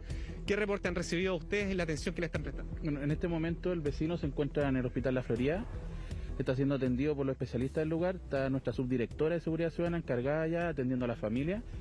nosotros mantenemos en sitio de suceso, acompañando también a los familiares que se encuentren acá y verificando las cámaras de seguridad de los 4.000 puntos que tenemos nosotros en la comuna de cámaras para poder aportar a la investigación que está llevando Carabineros. O sea, además de este registro que estamos viendo y lo está viendo la gente ya en su pantalla, ¿podrían contar con otras cámaras de seguridad que permita seguir en la ruta a estos delincuentes? Efectivamente, estamos revisando todo el lineal completo a petición de Carabineros para poder aportar esa información a ellos para que puedan seguir con la investigación en curso. Ahora, ¿qué se puede sospechar de todo esto? Que él pudo haber sido seguido desde una sucursal bancaria, porque llegan los delincuentes prácticamente a la puerta de la casa. Sí, efectivamente, yo la verdad que no he hablado con el vecino, pero lo que manifiestan muchos testigos que él venía ingresando y lo que se aprecia en las imágenes lo viene siguiendo un vehículo plomo atrás. Al bajar el de su vehículo, al tratar de ingresar al domicilio, es abordado por estos 4 sujetos, los cuales empiezan a forcejear con él y le efectúan a lo menos 3 disparos y 2 de ellos aparentemente le impactaron, uno en una pierna y otro en la ingle. Porque sin duda que son muy útiles, además estos registros, ustedes los pueden ver esto minuto a minuto, ¿cómo van recopilando los antecedentes? Los vecinos mantienen ellos el poder de las cámaras para poder revisar y verificar, y nosotros también como Departamento de Seguridad Ciudadana y Municipalidad también lo mantenemos y se lo aportamos a los carabineros, a la policía o a la fiscalía según corresponda al procedimiento. Muy bien. Muchas gracias, ahí Jorge Vea, entonces, jefe de operaciones de la Municipalidad de La Florida, entregándonos ya más detalles de todo el sistema de cámaras, pero también del estado de salud de la víctima, que en información que se ha ampliado, en primera instancia se hablaba solamente el ingreso de un proyectil a una pierna, ya se ha ampliado que son 2 los disparos entonces que habría recibido. Tenemos declaraciones de algunos testigos, vecinos que escucharon los disparos y que posteriormente ven que su vecino, esta víctima de 60 años, se encontraba atendida y lógicamente lo que comienzan a hacer es pedir ayuda. Escuchemos. Claro, pues este ruido y salí a ver qué pasaba. Y ahí supe que habían asaltado al vecino. ¿Escuchó disparos? No, disparos no escuché. Así que... ¿Y el vecino estaba atendido ahí? No estaba atendido ahí en el pasto. Ya. Ahí lo tenían. ¿Y ustedes, los mismos vecinos, tratando de auxiliarlo? Sí, claro. Los mismos estábamos tratando de auxiliar. Sí, yo escuché un grito que llamó a alguien y después sentí un grito, otro grito y sentí 4 balazos. 4 balazos y estaba aquí en la puerta adentro. Bueno, sumamente lamentable lo que ocurre. Acá es evidente que venían siguiendo a esta víctima. Fabián, para poder confirmar, ¿le alcanzan a robar este dinero a esta persona? Sí, lo que ha señalado Carabineros hasta ahora es que el robo habría sido efectivo, de que no hay una acción frustrada, pese a los intentos que realiza la víctima de poder sujetar además a uno de los ladrones, de forcejear con él, y posteriormente viene esta respuesta. Claro, no hay más opción además cuando los delincuentes ocupan armas de fuego, cuando disparan en plena vía pública. Este hecho ocurre a las 1 de la tarde acá en la comuna de La Florida, por lo tanto, bueno, hay varios vecinos que pudieron asistir a este hombre, pero eran pocos los que venían transitando precisamente cuando se genera este forcejeo. Muy lamentable por lo demás, esperamos que este hombre de 60 años pueda recuperarse. Les dejamos ahora entonces también con esta imagen en vivo, el despliegue que tiene tanto Carabineros como asimismo el personal municipal, porque recordemos que se están revisando otras imágenes donde se podría dar conclusión a cuál fue la ruta que tomaron estos delincuentes una vez que escapan del lugar, pero también cuando ellos se aproximan acá a las inmediaciones de la calle Las Mercedes. Se sospecha de que fue desde una sucursal de Avenida La Florida, un banco donde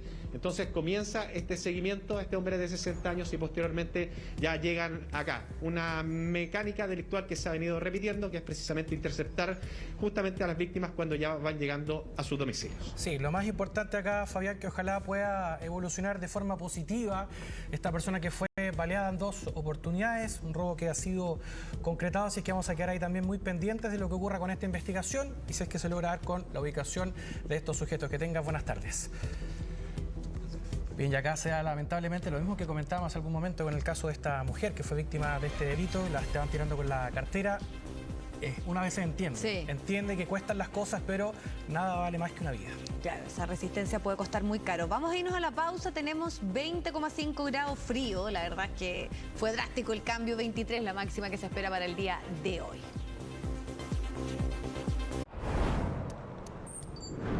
Bueno, ya estamos de regreso y les cuento que mañana ya comienza Lollapalooza. Acuérdate que tuvo que ser postergado, que además también tuvo un cambio de recinto, que históricamente se ha realizado en el Parque O'Higgins, una polémica de por medio. Sí. Pero ya tenemos a Pablo Figueroa totalmente ad hoc ahí, que nos va a contar cómo se hace la fiscalización, porque este debe ser desde la pandemia uno de los eventos más masivos, ¿no, Pablo?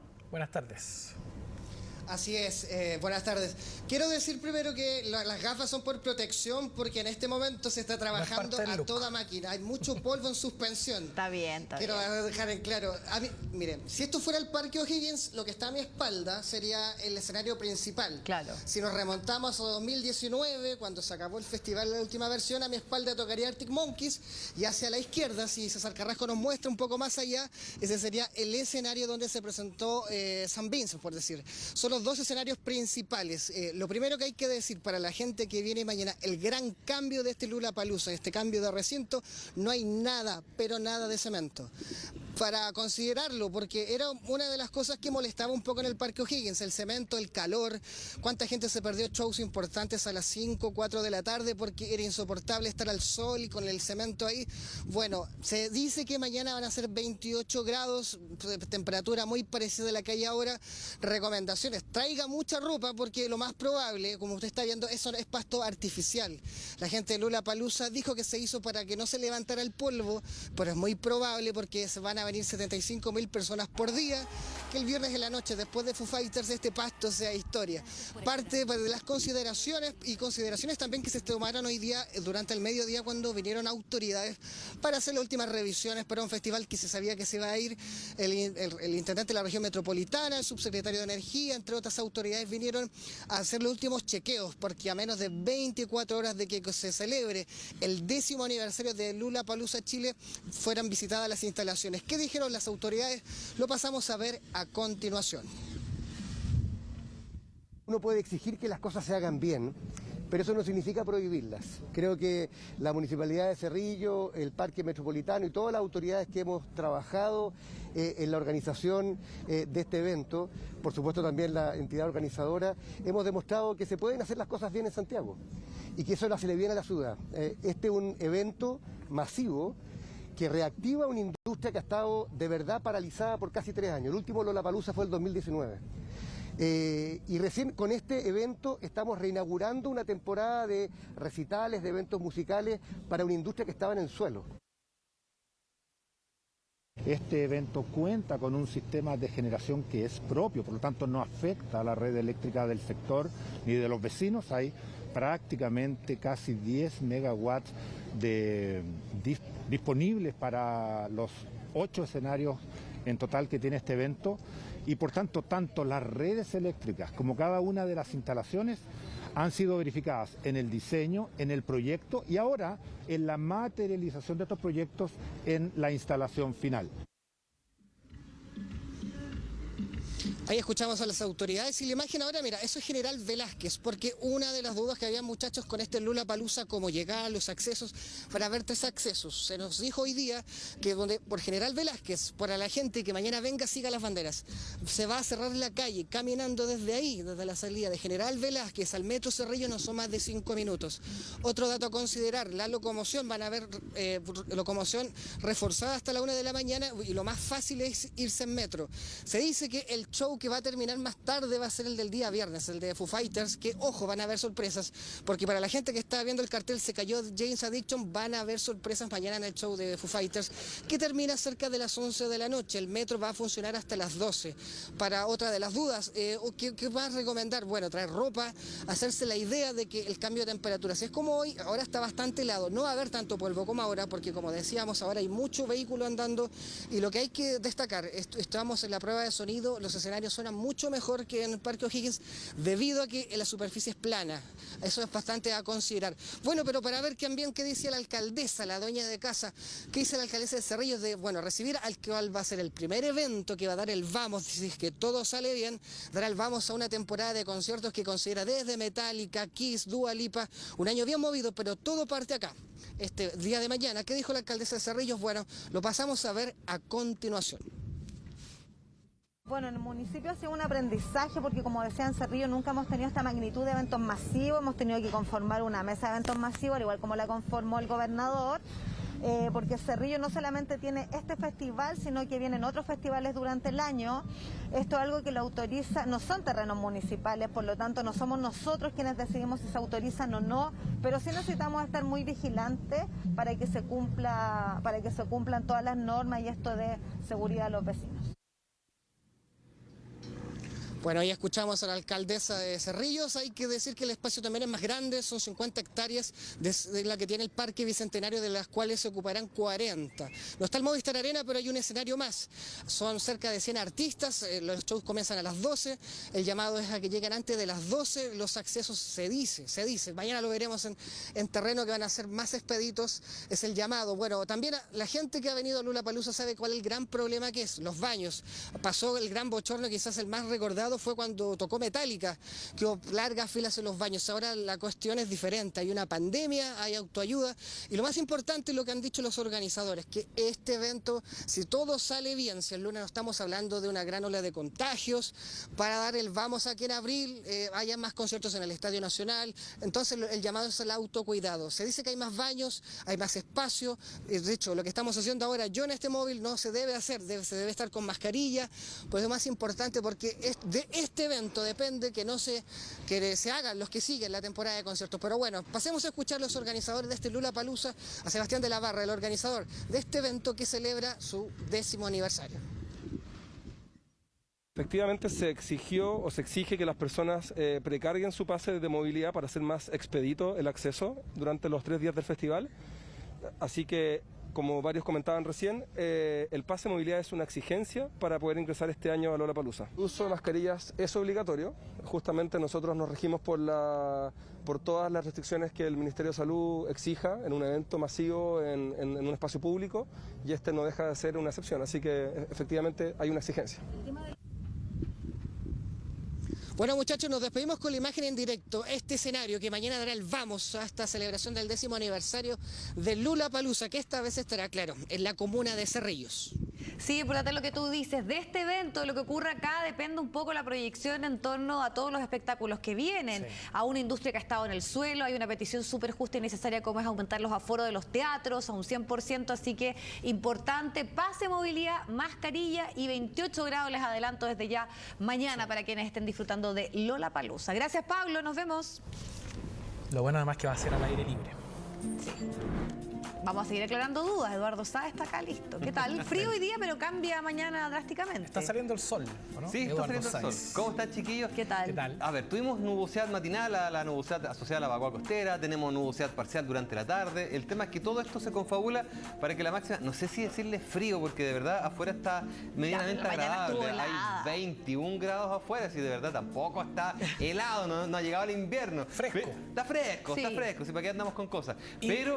Pero mañana vuelve otra vez el verano. Esto fue simplemente una pausita. Ya mañana en la tarde volvemos a los 28 grados, como bien decías, Vivi. Y prepárense, ya que van a ir al Lollapalooza el día sábado, prepárense porque ese día vuelve el verano. 32 grados estamos esperando para ese día acá en la capital y podría ser un poquitito más. Así que a echarse bloqueador solar e ir preparado justamente con su gorrito. Veamos, chiquillos, lo que tenemos preparado para hoy día, porque hay que hablar de dos cosas en especial. Primero, la zona central, que está con harta nubosidad, nubes que van a ir cediendo ya hacia el final de la jornada, pero que además podrían dejar algunas gotitas en el sector cordillerano. Eso por un lado. Las temperaturas ya lo hemos visto, están bastante a raya y bastante agradables. El tema es en el norte. En el norte, ¿por qué me refiero a esto? Porque tenemos todavía la baja segregada. Ayer generó un aluvión y un desborde de ríos en Sierra Gorda, pues según los 40 milímetros que tuvimos al interior de la región de Antofagasta. Veamos la siguiente imagen, señor director, porque esta condición sigue. Fíjense cómo ya está aumentando la humedad en el sur de la región de Antofagasta y en la parte norte de la región de Atacama. Por lo tanto, este sector ya está presentando tormenta eléctrica en la comuna o la provincia de Taltal, aproximadamente desde ahí hasta la cercanía de Salvador. Se está concentrando esta tormenta eléctrica y que se va a seguir desarrollando en el transcurso de la tarde. Veamos la siguiente imagen porque vamos a mostrar las tormentas eléctricas. Fíjense, sur de la región de Antofagasta, ahí está esta gran concentración de tormentas eléctricas, y norte, cordillera norte, incluso sector del interior, precordillera de la región de Atacama. Y por lo tanto, Copiapó, que está más o menos en este puntito, podría ser alcanzada por estas nubes. La mayor energía en esta zona, sector cordillerano. Así que, de acuerdo a la gran cantidad de agua que podría caer, hay que estar atenta a las crecidas justamente de las quebradas, que en esta época del año siempre están bastante secas, y sobre todo en esa zona. Pero antes de seguir, veamos cómo está en este momento la región metropolitana, que si bien es cierto, tenemos algunas sombras, son algunos claros de sol que pasa entre medio de la nubosidad, porque va a quedar con cielo parcial durante la tarde. Miren, ahí está, mejor dicho que lo que se está viendo ahí, esos claros de celeste, justamente, que están ayudando a que suba un poquitito, muy suavemente la temperatura. Igual va a ser la jornada más fresca de lo que va de la semana. Pero veamos qué es lo que está pasando también en el resto del país, y vamos a dejar el tema ahí, Copiapó, que va a estar con cielo parcial, la máxima entre 24 y 25, pero reitero, las tormentas eléctricas que las acabamos de ver, hay que tener mucho cuidado. Ya lo vimos ayer con el aluvión que tuvimos en Sierra Gorda. Y hacia el norte, Arica, Iquique, Antofagasta, prácticamente despejado. De ahí, harta nube que nos va a acompañar en la región de Valparaíso, Metropolitana, O'Higgins, Ñuble, Biobío, allá en el Biobío casi despejado, eso sí, pero vuelven a aparecer las nubes ya desde la región de la Araucanía hacia el sur, y las únicas precipitaciones que vamos a tener hoy van a ser en la Patagonia, especialmente en Magallanes, por momentos solamente con 8 grados de máxima, bastante bajita la temperatura por allá. Y antes de seguir, yo les voy a dar un pequeño consejo. Nuevo Ensure, su nueva fórmula contiene nutrientes claves para ayudar a mejorar tu rendimiento físico. Conoce más en ensure.cl. Y ahora vamos a ver la región metropolitana, porque después de esta mañana, que fue la temperatura mínima fue bastante temprano, eso a las 3:15, 13 grados, ahora el termómetro te empieza a andar cerca de los 23, 24, con cielo entreabierto, siempre se va a mantener nuboso, bastante bruma. Pero hasta aquí llegaría este evento de bajas temperaturas, entre comillas, porque mañana volvemos a los 28, mañana vuelve el verano. La mañana sí va a estar un poquito heladita, entre 10 y 11 grados, pero el sábado, lo que les comentaba, si bien es cierto vamos a tener cielo parcial, ese mismo cielo parcial va a ayudar a que sea más sofocante. Entre 32 y 33 el sábado, el domingo despedimos el verano con 28 grados, así que sería, chiquillos, hoy día la tarde más fresca para salir por lo menos con una manguita un poquito más larga, pero igual está muy agradable afuera. Sí, es como un anticipo, un canapé del otoño. Sí. Lo dejamos por ahí, lo de hoy día de hoy, ¿no? Hasta Semana Santa, siempre Semana Santa hace un quiebre entre el verano y el otoño. Ya, perfecto, Edu, gracias por el reporte. Vale, nos vemos, que estén muy bien. Chao. Bien, Bello, durante estos últimos meses prácticamente hemos visto imágenes de un río Mapocho seco, casi seco. La situación es compleja y el presidente Gabriel Boric no ha descartado un racionamiento de agua para el sector oriente y la capital, donde se concentran las comunas con mayor consumo de litros de agua al día. Algunos municipios ya están cursando multas a quienes hacen mal uso del agua. Necesitamos de parte de la municipalidad para entregarle una información importante acerca de cómo ahorrar agua en esta crisis hídrica. Maurín y Raúl recorren las calles de Vitacura todos los días con una misión: enseñarle a los vecinos cómo ahorrar agua. Ellos son los embajadores del agua. Hay una ordenanza municipal que le permite solamente regar durante la noche. Esta brigada de adultos mayores comprometidos con la escasez hídrica todos los días visitan alrededor de 15 casas, caminan incluso cuando hay calor, todo para concientizar a las personas sobre los 13 años de sequía que se viven en la región. Fantástico que se esté adelantando la alcaldesa el problema real que viene ya el próximo año. Mis nietecitos recién nacidos, les queda un largo camino por recorrer, entonces tenemos que dejarle un mundo más sano, con más recursos.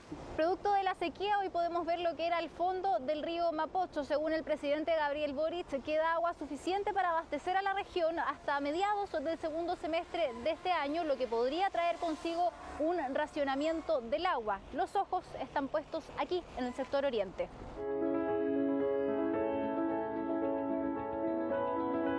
Las comunas que lideran el consumo de agua son Las Condes, Lo Barnechea, Vitacura y Providencia, con 350 litros per cápita al día, cuando el promedio nacional son 170 litros diarios. Por eso estas comunas comienzan a tomar medidas. Pero necesitamos que nuestros vecinos se comprometan mucho más y realmente bajen su consumo de agua. Y esto pasa primero cambiando el pasto por especies de menor consumo, preocupándose de que no haya infiltraciones. En Las Condes, por ordenanza municipal, está prohibido el riego entre las 10 de la mañana y las 6 de la tarde, una normativa que no todos cumplen. Ya se han cursado 22 multas que van desde los 100.000 a más de 200.000 pesos. Los fiscalizadores están al pendiente de quién hace mal uso del agua.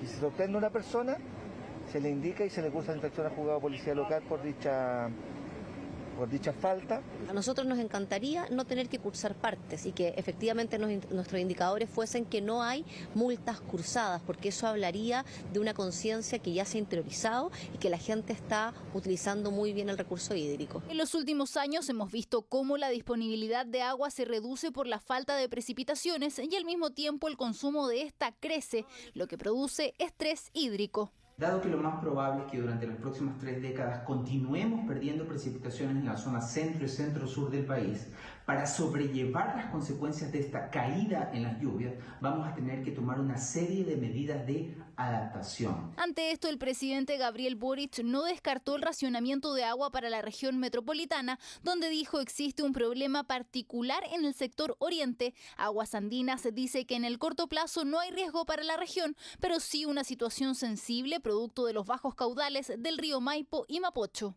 La situación del Mapocho es especialmente más sensible porque es un río de un menor caudal, por lo tanto el sector oriente tiene un riesgo distinto. No obstante, en el corto plazo no vemos un riesgo inminente. Si el próximo invierno fuera de una escasez de precipitaciones y acumulación en la nieve igual al año pasado, que ha sido el año más seco en el último siglo, indudablemente que los riesgos son mayores. En caso de existir racionamiento de agua, la medida será anunciada con la anticipación debida, mientras solo queda esperar a cuán lluvioso será este invierno.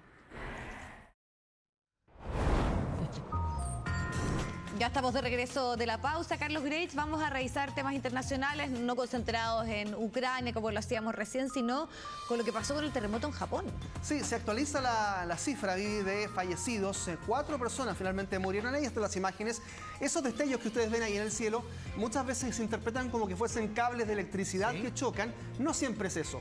Hay expertos que indican que cuando las placas chocan, producen una energía tal que levanta este tipo de vibraciones y energía hacia el cielo que son perceptibles. Miren el metro, ahí está, en Tokio, cómo también se movieron algunos carros. Finalmente 4 personas mueren, ya lo decimos, más de 100 personas heridas luego de este sismo de magnitud 7.4 en el este de Japón, 107 heridos, ya lo decíamos. Se abrieron grietas en varias carreteras, hubo algunas rutas que quedaron cortadas.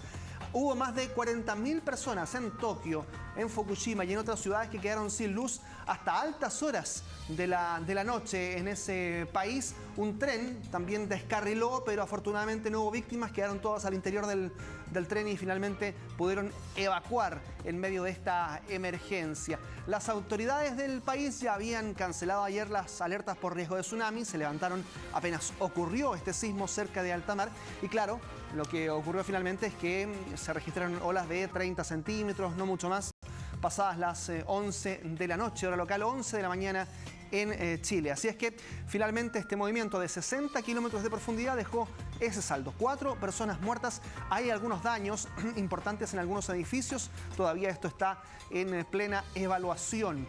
La central de Fukushima, la central nuclear, presentó algunos daños muy leves, se sabe la preocupación desde el año 2011, luego del terremoto con un tsunami ahí en la misma zona, que dejó daños estructurales importantes en esa central nuclear. Miren este hallazgo que ocurrió en la Catedral de Notre Dame. Ustedes saben, está en reparaciones después de este incendio gigantesco que destruyó buena parte de su estructura. Bueno, arqueólogos de Notre Dame desenterraron un sarcófago de plomo, dando una visión poco común de la historia de esta catedral famosa en reconstrucción. En medio de los trabajos debieron comenzar a hacer algunos tipos de excavaciones, dado que los andamios gigantes que buscan también levantar parte de la estructura y hacer este trabajo de reconstrucción, tenían que tener algo de sustento. Y en medio de esas excavaciones se encuentran este sarcófago de plomo antropomórfico, completamente conservado, que probablemente, dicen los expertos, perteneció a un alto dignatario por ahí por el siglo XIV, imagínense ustedes. Ahora vienen los trabajos también de identificación, de buscar una forma de llegar a la historia más cercana posible a quien pudiese pertenecer este sarcófago dentro de la iglesia de Notre Dame, en medio de los trabajos de reinstalación de varias estructuras de la catedral y estos andamios de 100 metros de altura. Además, esta capa pedregosa que cubría este sarcófago data del siglo XVIII, pero hay niveles inferiores al siglo XV e incluso al siglo XIII, han dicho desde el Ministerio de Cultura en París. La excavación también reveló un pozo inmediatamente debajo del piso actual de la catedral, que también se construyó cerca del año 1230. Imagínense, desde la tragedia que significó este incendio en Notre Dame, todo lo que implica ahora nuevos hallazgos históricos dentro de estos templos, uno de los más antiguos de la época del gótico francés. Esto es insólito, ocurrió en Argentina. Una mujer de 47 años que comenzó a causar destrozos, un escándalo en una oficina del registro civil en una localidad que se llama González Catán, localidad de la provincia de Buenos Aires. Estaba intentando tramitar la fe de vida, un certificado de su madre, según informaron las fuentes policiales, cuando perdió la paciencia, dado que la espera había sido muchísima allí en esta localidad de González Catán. Su madre, de 77 años, estaba allí también esperando que se registrase este trámite que demoró demasiado y por eso es que provocó el ataque de ira de esta mujer que finalmente fue detenida en medio de este escándalo. Uno de los empleados del registro civil de los trabajadores grabó este momento, miren.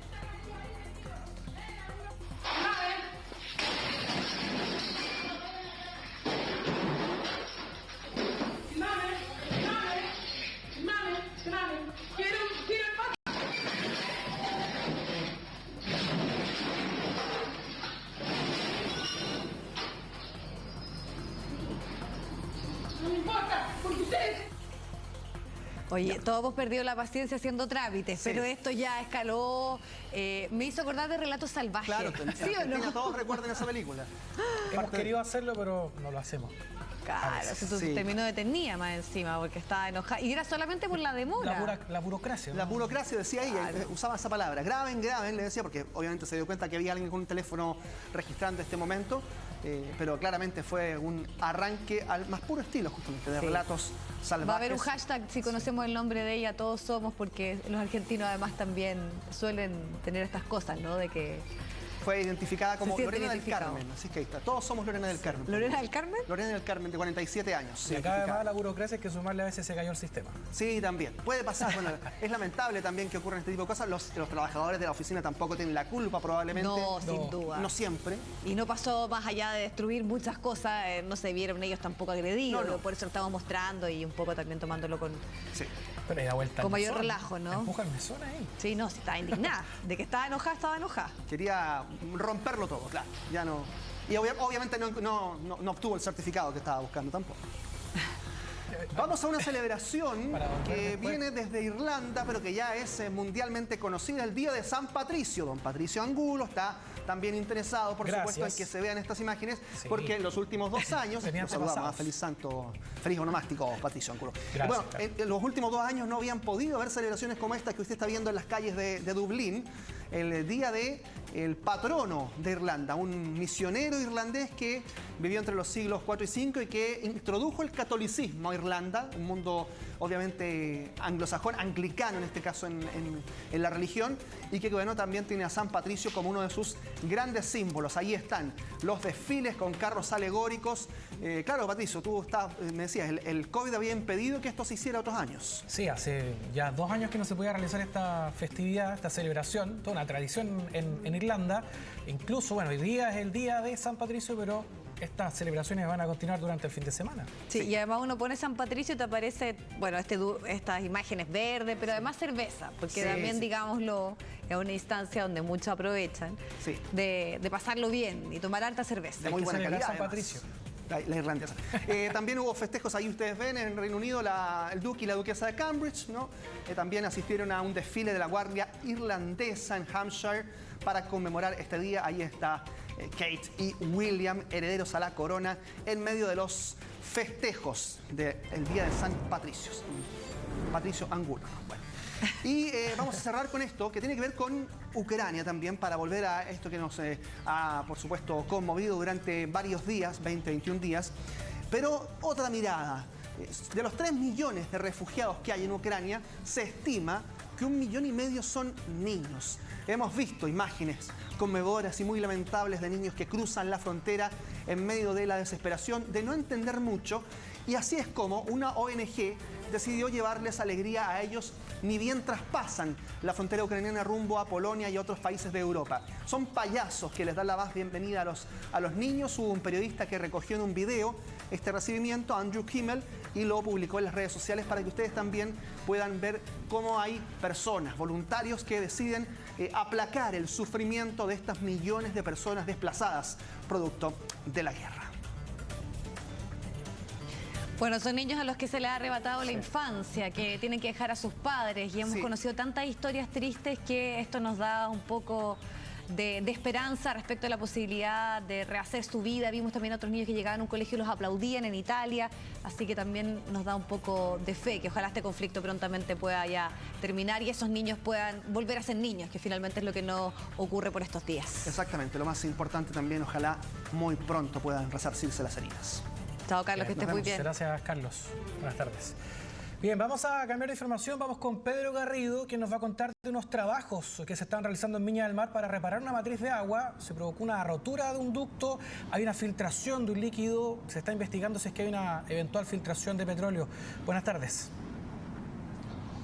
Hola, ¿cómo están? Muy buenas tardes. Estamos nosotros en el sector de Las Salinas, acá en pleno centro de Viña del Mar, en el borde costero específicamente, donde a esta hora ya se encuentra personal de la Armada fiscalizando. Este sector está acordonado porque durante las últimas horas se produjo un particular hecho. Estamos a un costado, en la playa de los Marineros, pero frente a ello es el lugar donde se emplazaban antiguamente las petroleras que en el año 2014 ya fueron sacados por completo todo lo que era la infraestructura mayor. Un trabajo que comenzó por allá por el año 2006, según ha sido precisado.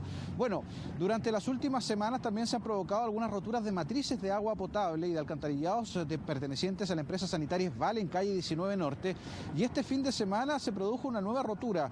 Provocó el colapso de calle Las Salinas o avenida Las Salinas entre Viña del Mar y también el sector de Reñaca, lo que provocó que durante las últimas jornadas también personal de la sanitaria comenzara a realizar trabajos a muy pocos metros de donde nos encontramos. Bueno, estos trabajos provocaron también lo que es la falla de uno de los ductos pertenecientes a estas ex petroleras. Se provocó una especie de mezcla entre lo que era el agua potable y los residuos que estaban quedando en este lugar. Bueno, en el sector de la avenida Las Salinas también se provocó esta especie de filtración, pero lo más preocupante es lo que quedó en evidencia durante las últimas horas, luego de que la alcaldesa Macarena Ripamonti llegara hasta el sector para constatar lo que podría ser una filtración de un líquido oleoso. No podemos precisar si es un combustible, si es algún derivado de petróleo, un hidrocarburo, o serían aceites naturales que fueron filtrados desde el subsuelo, producto también de este anegamiento del sector.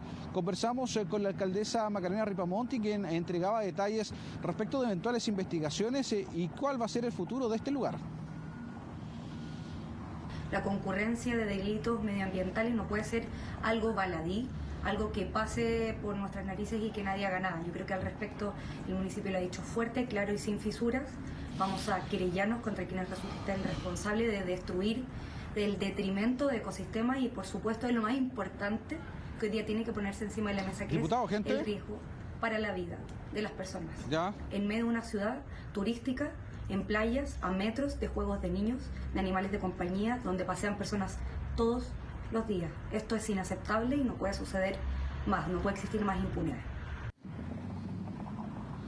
Bueno, durante esta jornada, pues desde muy temprano llegamos hasta este lugar y pudimos presenciar también personal de la Superintendencia de Servicios Sanitarios realizando investigaciones, también algunos peritos para tomar tanto muestras de la arena de la playa, muestras del mar, también muestras en el sector cercano a este rompimiento de la matriz, para saber y determinar a ciencia cierta cuál sería este líquido que se habría filtrado y que mantiene una mancha de color oscuro acá a muy pocos metros de donde nos encontramos. También llegamos para conversar junto al presidente o al nuevo presidente de la Comisión de Salud del Congreso Nacional y también con algunos vecinos quienes se alertaron al ver que este sector estaba con estas cintas de peligro y muchos de ellos estaban a muy pocos metros sin saber lo que realmente estaba ocurriendo.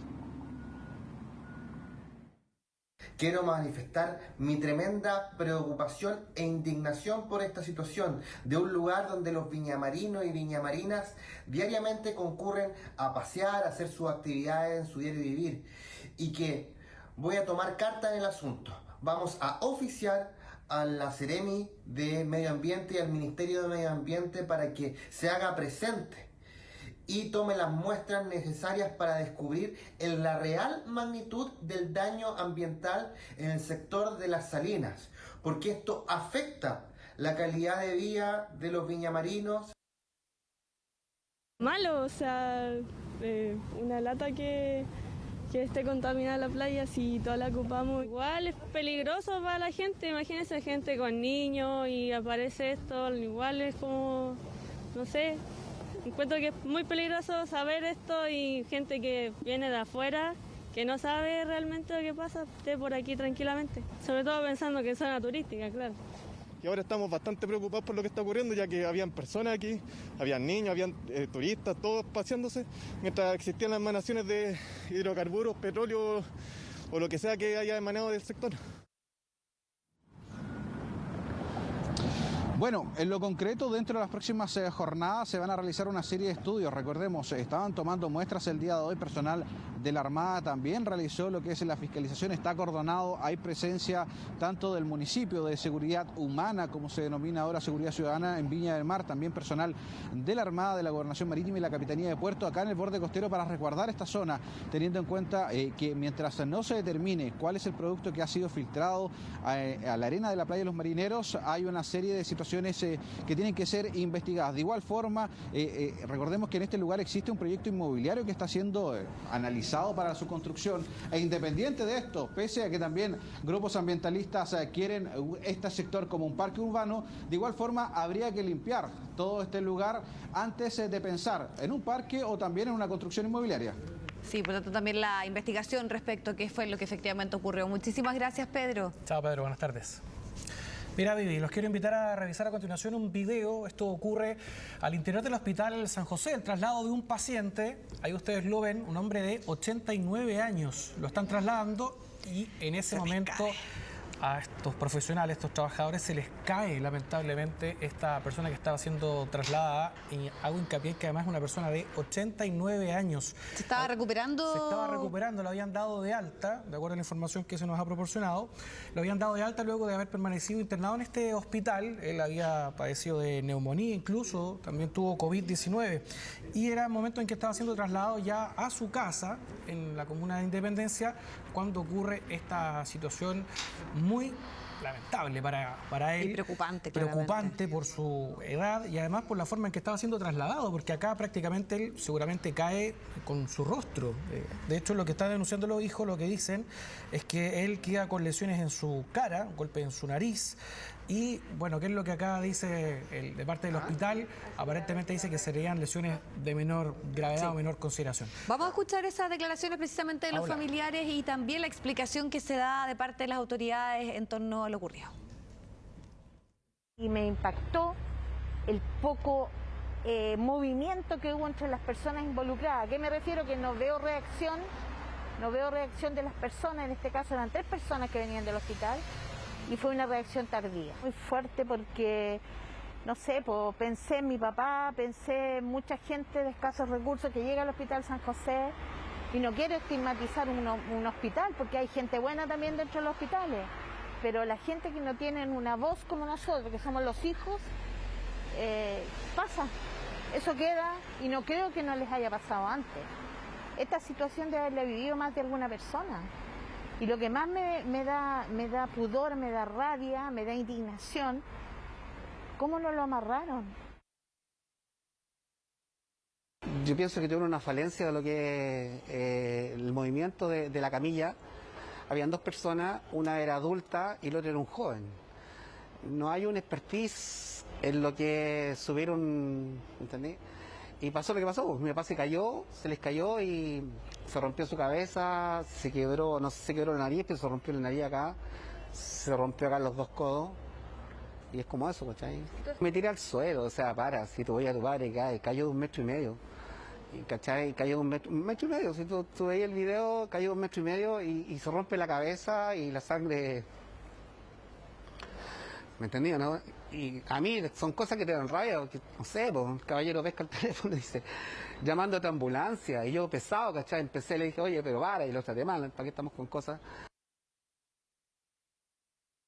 Hemos estado en conocimiento de la situación que lamentablemente le sucedió a un paciente mayor que sufrió una caída siendo trasladado a su domicilio, razón por la cual, digamos, primero hemos tomado contacto con la dirección de servicio del establecimiento para establecer primero que el paciente se encuentra en buenas condiciones, nos han informado que está en buenas condiciones hospitalizado en el servicio de medicina y posteriormente instruir una investigación para saber cuál fue el problema con los protocolos para que este procedimiento fallara y terminara en este lamentable hecho.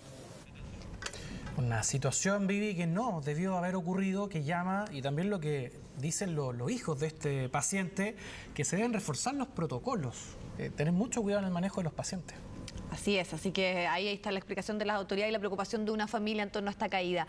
Vamos a irnos a la pausa, Pato, 3 de la tarde, 16 minutos, hacemos un alto y volvemos ya con el deporte. Estoy viendo ahí a Hassan Apud. Asegura tu auto con 3 cuotas gratis. La tranquilidad de tener ADT. Nuevo plan Wi-Fi Phoenix de BTR. Y Pluto TV, televisión y streaming gratis.